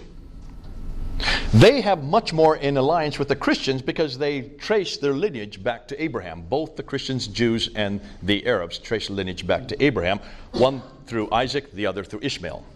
So they are cousins with the Byzantines. They have nothing to do with the Zoroastrians. Plus, they have already destroyed the Zoroastrians. They're not really a problem for them. Petra, but look and see, and let's just go to this map and then I'll come back to this. Take a look and see where their headquarters is. So when you look at their headquarters. Here is Mecca down here, right? If, as the classical account says, that the Umayyads were headquartered down here, then why is it that everybody knows that they weren't living down here? They were up here in Damascus, 1,200 miles further north. What were they doing in Damascus? Why weren't they down in the Hijaz, in Medina? No one's asked that question before. We're asking it. So they're way up here in Damascus. Here's the Byzantine Empire up here and further to the west. Here's the Sassanid Empire over here. Now the Sassanids were destroyed by the Arabs coming up, and they took over Basra, Baghdad, Damascus, Jerusalem, and Cairo. All these cities along here, what they call the Crescent, the Golden Crescent. All those cities were destroyed by 652. They now control those great 5 cities of the Levant.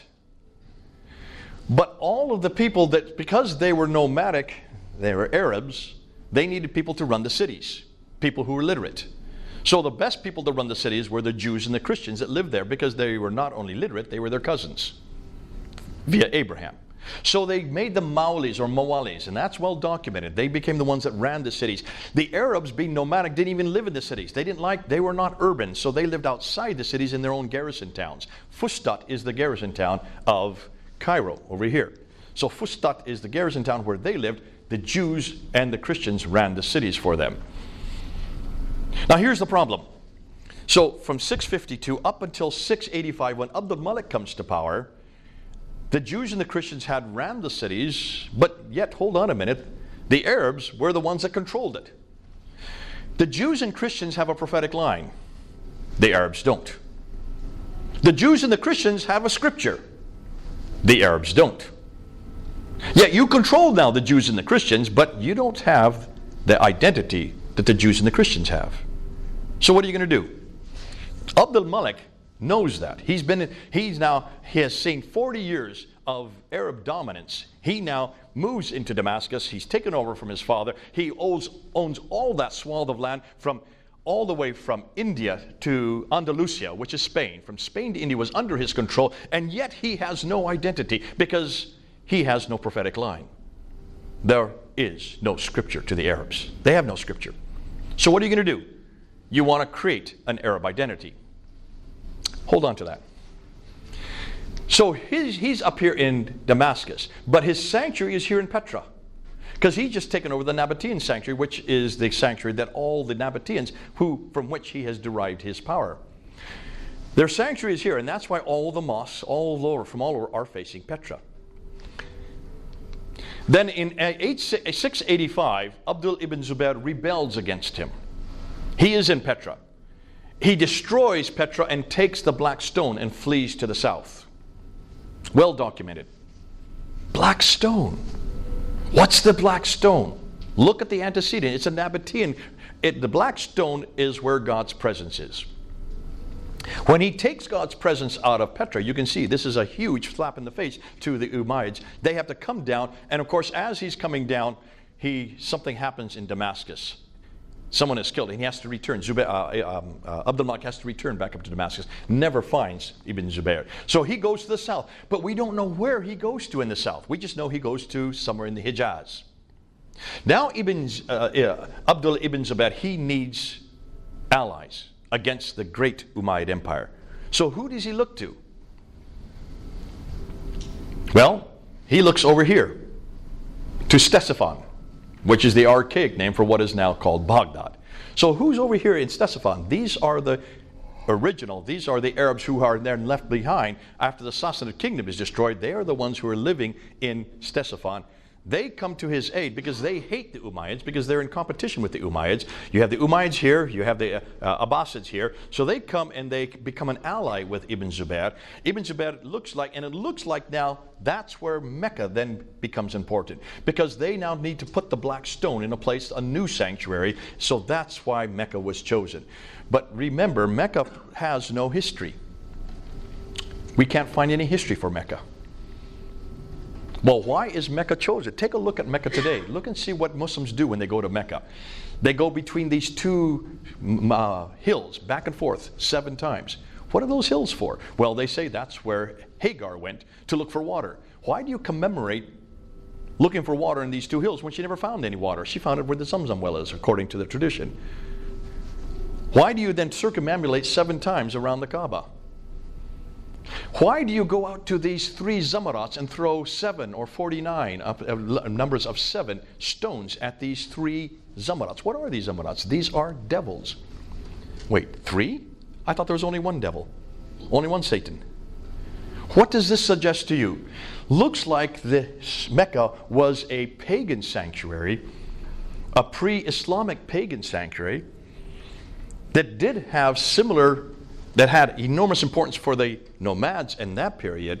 They have taken over that sanctuary, they've taken the form, and they've put their own meanings onto it. So now, running back and forth between Marwa and Safa, those two hills, now is to commemorate Hagar trying to find water for Ishmael. And the Zamzam well there is where the water came out so she could feed her son in 1900 BC, in a city that didn't even exist until 741 AD. But can you see then why that has been taken over and now everything has been imposed on it? What is fascinating is now the Abbasids have their sanctuary while you have the Umayyads have their pre-existing sanctuary. So here's Abd al-Malik. He wants to create an identity. So what's the first thing he does? He coins coins. He mints coins. Now before, if you want to look at the numismatic section in the British Museum, you'll go back there and you'll see these coins. These are Byzantine dinars. There's a picture of the emperor with 2 of his conscripts, and on the back side of the coin is the Byzantine cross. And that's a dinar in the 7th century. The Sufyanis come into power, the Umayyad Caliphate, and they then mint these coins, which are very similar. In order for them to trade, they have to mint very much the same coins. So now instead of the Byzantine emperor, now you have the Caliph, Muawiyah, with 2 of his retainers on either side. On the back side there is the Byzantine cross, but they've taken off the cross piece. Can you have images on coins? There's a problem with that. That's obviously, this is not Islamic. Because no Muslims would have any image on any coin. So what are they doing with images on their coins? Obviously, iconoclasm was not a problem for the early Arabs. But then remember, they weren't Muslims. They didn't refer to themselves as Muslims.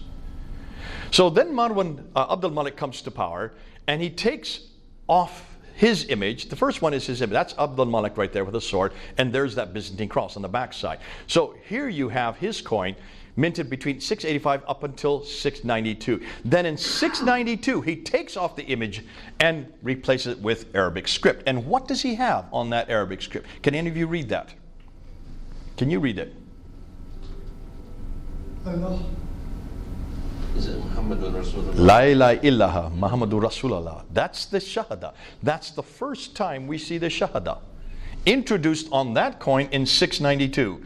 That's the first time we see Muhammad's name introduced on that coin by Abd al-Malik in 692. Look at the date, 692. All right? Now let's go to the Dome of the Rock. Meanwhile, a year earlier, he introduces and puts this building in the middle of Jerusalem. Why in the world does he put it in Jerusalem? Why doesn't he put it in Damascus? The biggest structure of its day, the best, most resplendent building of its time, using Byzantine architecture. The ones who built it were Byzantines. But look and see where he puts it. He puts it above the Church of the Sepulchre. There's the Church of the Sepulchre. It looks down onto the Church of the Sepulchre. The Church of the Sepulchre is the sanctuary for the Byzantine, the Christian Byzantines. That's where they go for their pilgrimage. So he's coming into Jerusalem, and basically he's saying, we are now the new people on the block. He goes to their sanctuary, builds the largest building, but it has no Qibla. Which is true, it doesn't have a Qibla. The reason why is because the entire citadel is facing their Qibla. It's facing Petra. Can you see what's going on? Now let's go one step further. He employs the Byzantine architecture, much larger and more prominent, and sits above the Church of the Holy Sepulchre, which is the Byzantine Christian sanctuary. It is situated in the holiest city for Jews and Christians. It should really be in either Damascus or Mecca, unless, of course, he's trying to make a point here. Muslims say it was built there to commemorate the Miraj, the night journey of Muhammad going to the 7 heavens in 621. Go look at any of the ambulatories, look at any of the inscriptions on the Dome of the Rock. You won't see any reference to the Miraj at all. No reference. So let's look at the inscriptions. Now, the Dome of the Rock, the only part of the rock, of Dome of the Rock that is original are these 2 ambulatories, these 2 circular colonnades. All the rest has been rebuilt and built and rebuilt and destroyed 11 times. So the only original part are these two. So that's why you need to look at the inscriptions along there. You need to look at the ones along the top. All those inscriptions there along the outer ambulatory are revealing. When you look at the inscriptions, you will see Surah 4:171. O people of the Scripture, that's us, do not exaggerate in your religion, nor utter aught concerning Allah, save the truth. The Messiah, Jesus son of Mary, was only a messenger of Allah, and his word which he conveyed unto Mary, and a spirit from him. So believe in Allah and his messengers, and say not three, cease. It is better for you, Allah is only one God, far is it removed from his transcendent majesty that he should have a son. Who is that attacking? Jesus, the Trinity, and his sonship, right? It's attacking his divinity, the sonship of Jesus Christ, and the Trinity, all in one verse. Surah 17, ayah 11 is there. Praise be to God, who hath not taken unto him a son. There's the sonship. Who hath no partner. There's the idea that God would have there would be two gods, God the Father and God the Son, in the sovereignty. Nor hath he any protecting friend through dependence. Then you get Surah 112. There is no God but God. There's the Shahada. He is one. He has no associates. Attacking Jesus there again. Say he is God, the one, God the eternally, besought of all. He begetteth not, nor was he begotten. There is John 3:16 it's attacking. And there is none comparable unto him. Muhammad is the messenger of God. Here is where Muhammad is introduced. A year before he's introduced on the coins, he's first introduced on the Dome of the Rock. This is the first reference we have to Muhammad anywhere in the world. I'm sorry, within Arab sources. He is actually referred to in other sources outside of Arab sources, like the Doctrina Jacobi in 634 and the Chronicles of Sabaeus in 660. But this is the first time that we see his name on any Arab inscription. So here, take a look and ask, what does this have to do with the Miraj? This has nothing to do with the Miraj. This has everything to do with Christianity. It's an attack against Jesus. It's an attack against the Trinity. It's an attack against the sonship of God. It's an attack against everything we believe. These are the first Quranic verses we can find anywhere. Isn't that interesting? On the Dome of the Rock. Fascinating. So let's move from there and you'll see what's going on. So, Abdul Malik introduces here his Arab identity in the guise of an Arab prophet. Beginning with the Dome of the Rock, it's larger than any other Arab structure. It's facing the Arab sanctuary Petra. It incorporates inscriptions against Byzantine Christianity. It introduces their faith, Islam. It introduces their prophet, Muslim, and introduces their people, Muslim, and it introduces their prophet, Muhammad.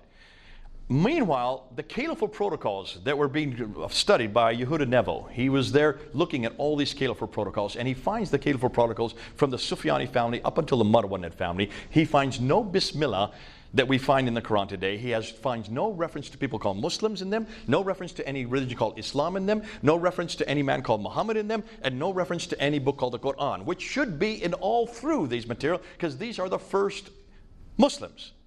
It should be replete with references to the word Islam, to the word Muslims, to Muhammad, and to his book, right? Nothing in any of these caliphal protocols until 691.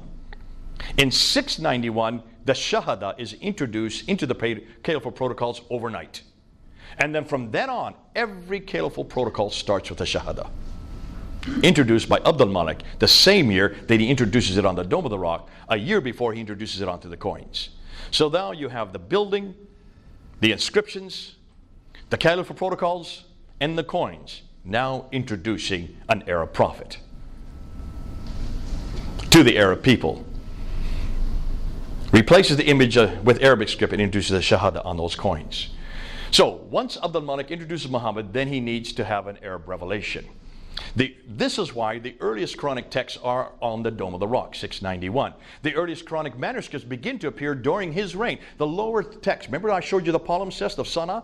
That lower text probably comes from the last 2 decades, the time Abdul Malik was in power. And you notice it is only 63 verses. There are 70 variants in just those 63 verses. So they have to wash it off and then write over top. The upper layer is from 705, the 8th century. That's the earliest text we have.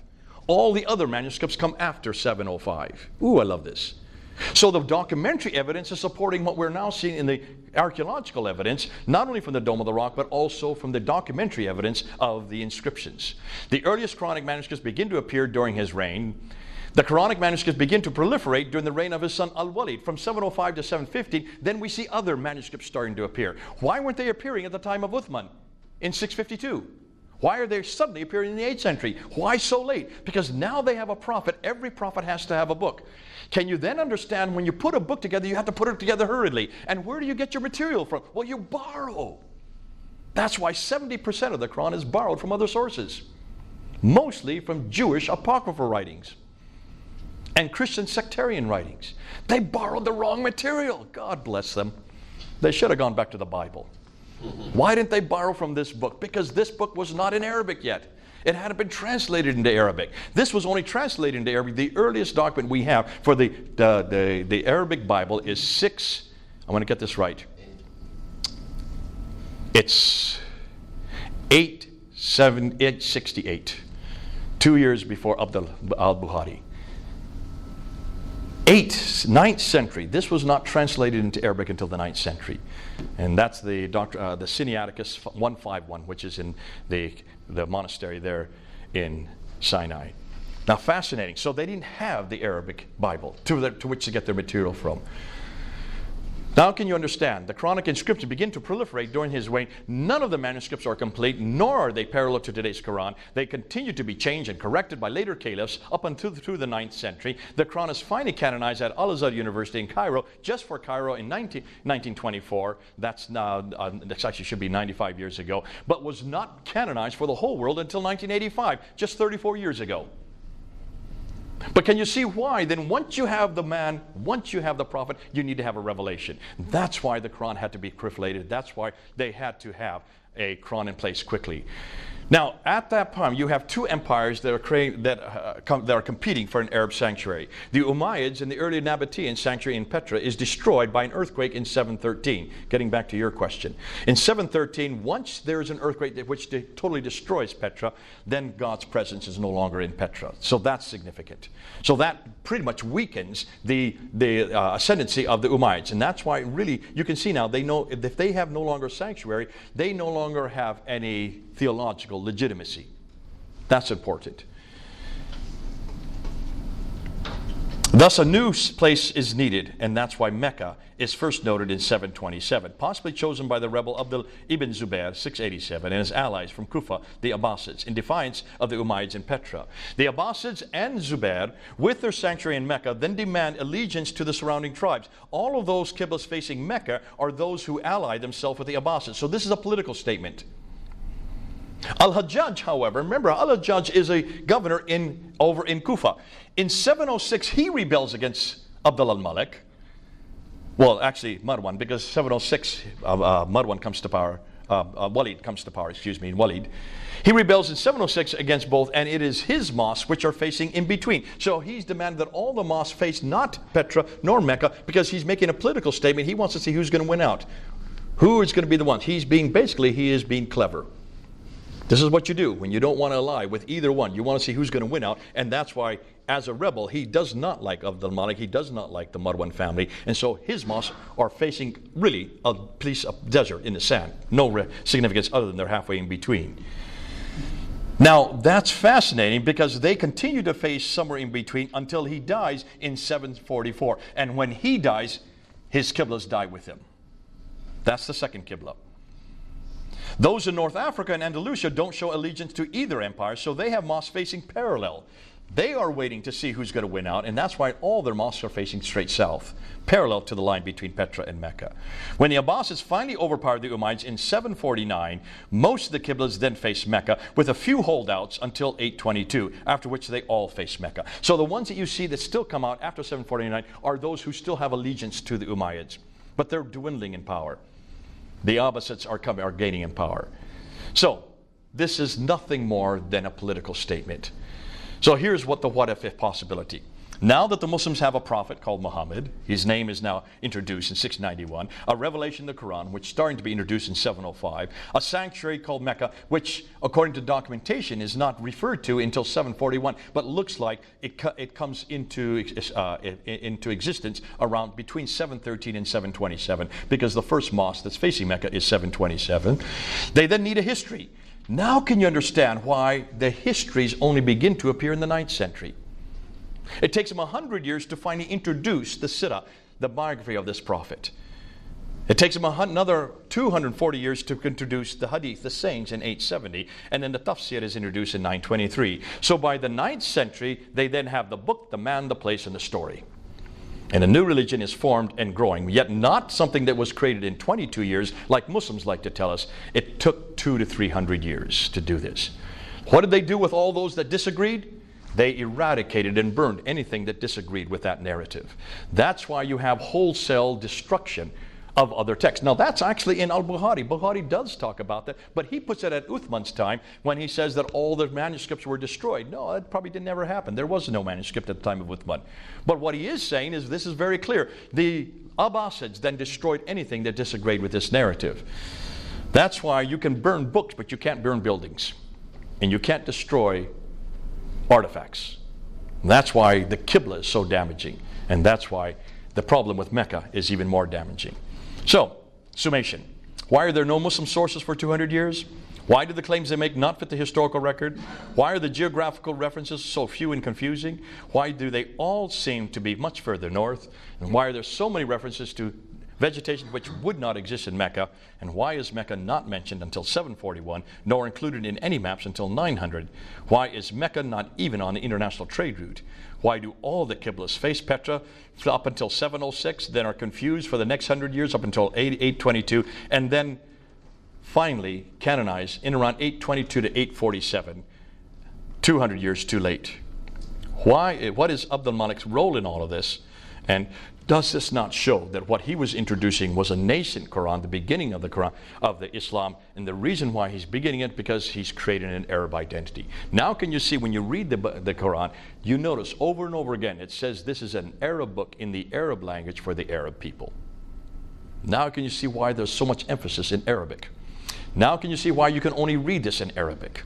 And why, even as you know, as an Iranian, the Arabs are always elevated above all other people. It's very racist, isn't it? The Arab world always sees themselves as superior because that Arab identity was created by Abdul Malik himself. And that's why the Arab language then was introduced on all the coins in 691 as a script that became the script for all people in all places and all time.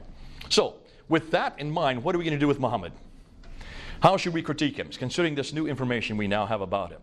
Since much of what we know about early Islam is in doubt, since much of the Quran is also in doubt, since nothing is known of Muhammad until the late 7th century, or Mecca until the mid-8th century, or his story until the 9th century, hundreds of years later and hundreds of miles away, can we therefore conclude that Islam is nothing more than a later redaction possibly begun by Abdul Malik, then continued by his descendants, proving Muhammad had nothing to do with the Quran? So who is he and what is his purpose? It looks like Muhammad is the wrong man at the wrong place, doing the wrong thing at the wrong time. But I like to end with Jesus. How should we critique Jesus? Using the same historical criteria we use for Muhammad. We know where Jesus was born, Bethlehem.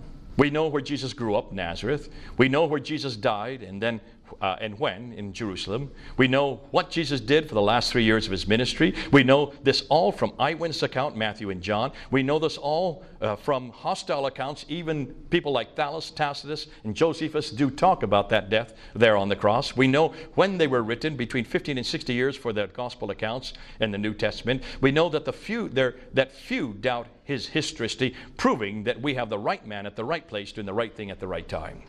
Hallelujah. Like with like. So, where to from here?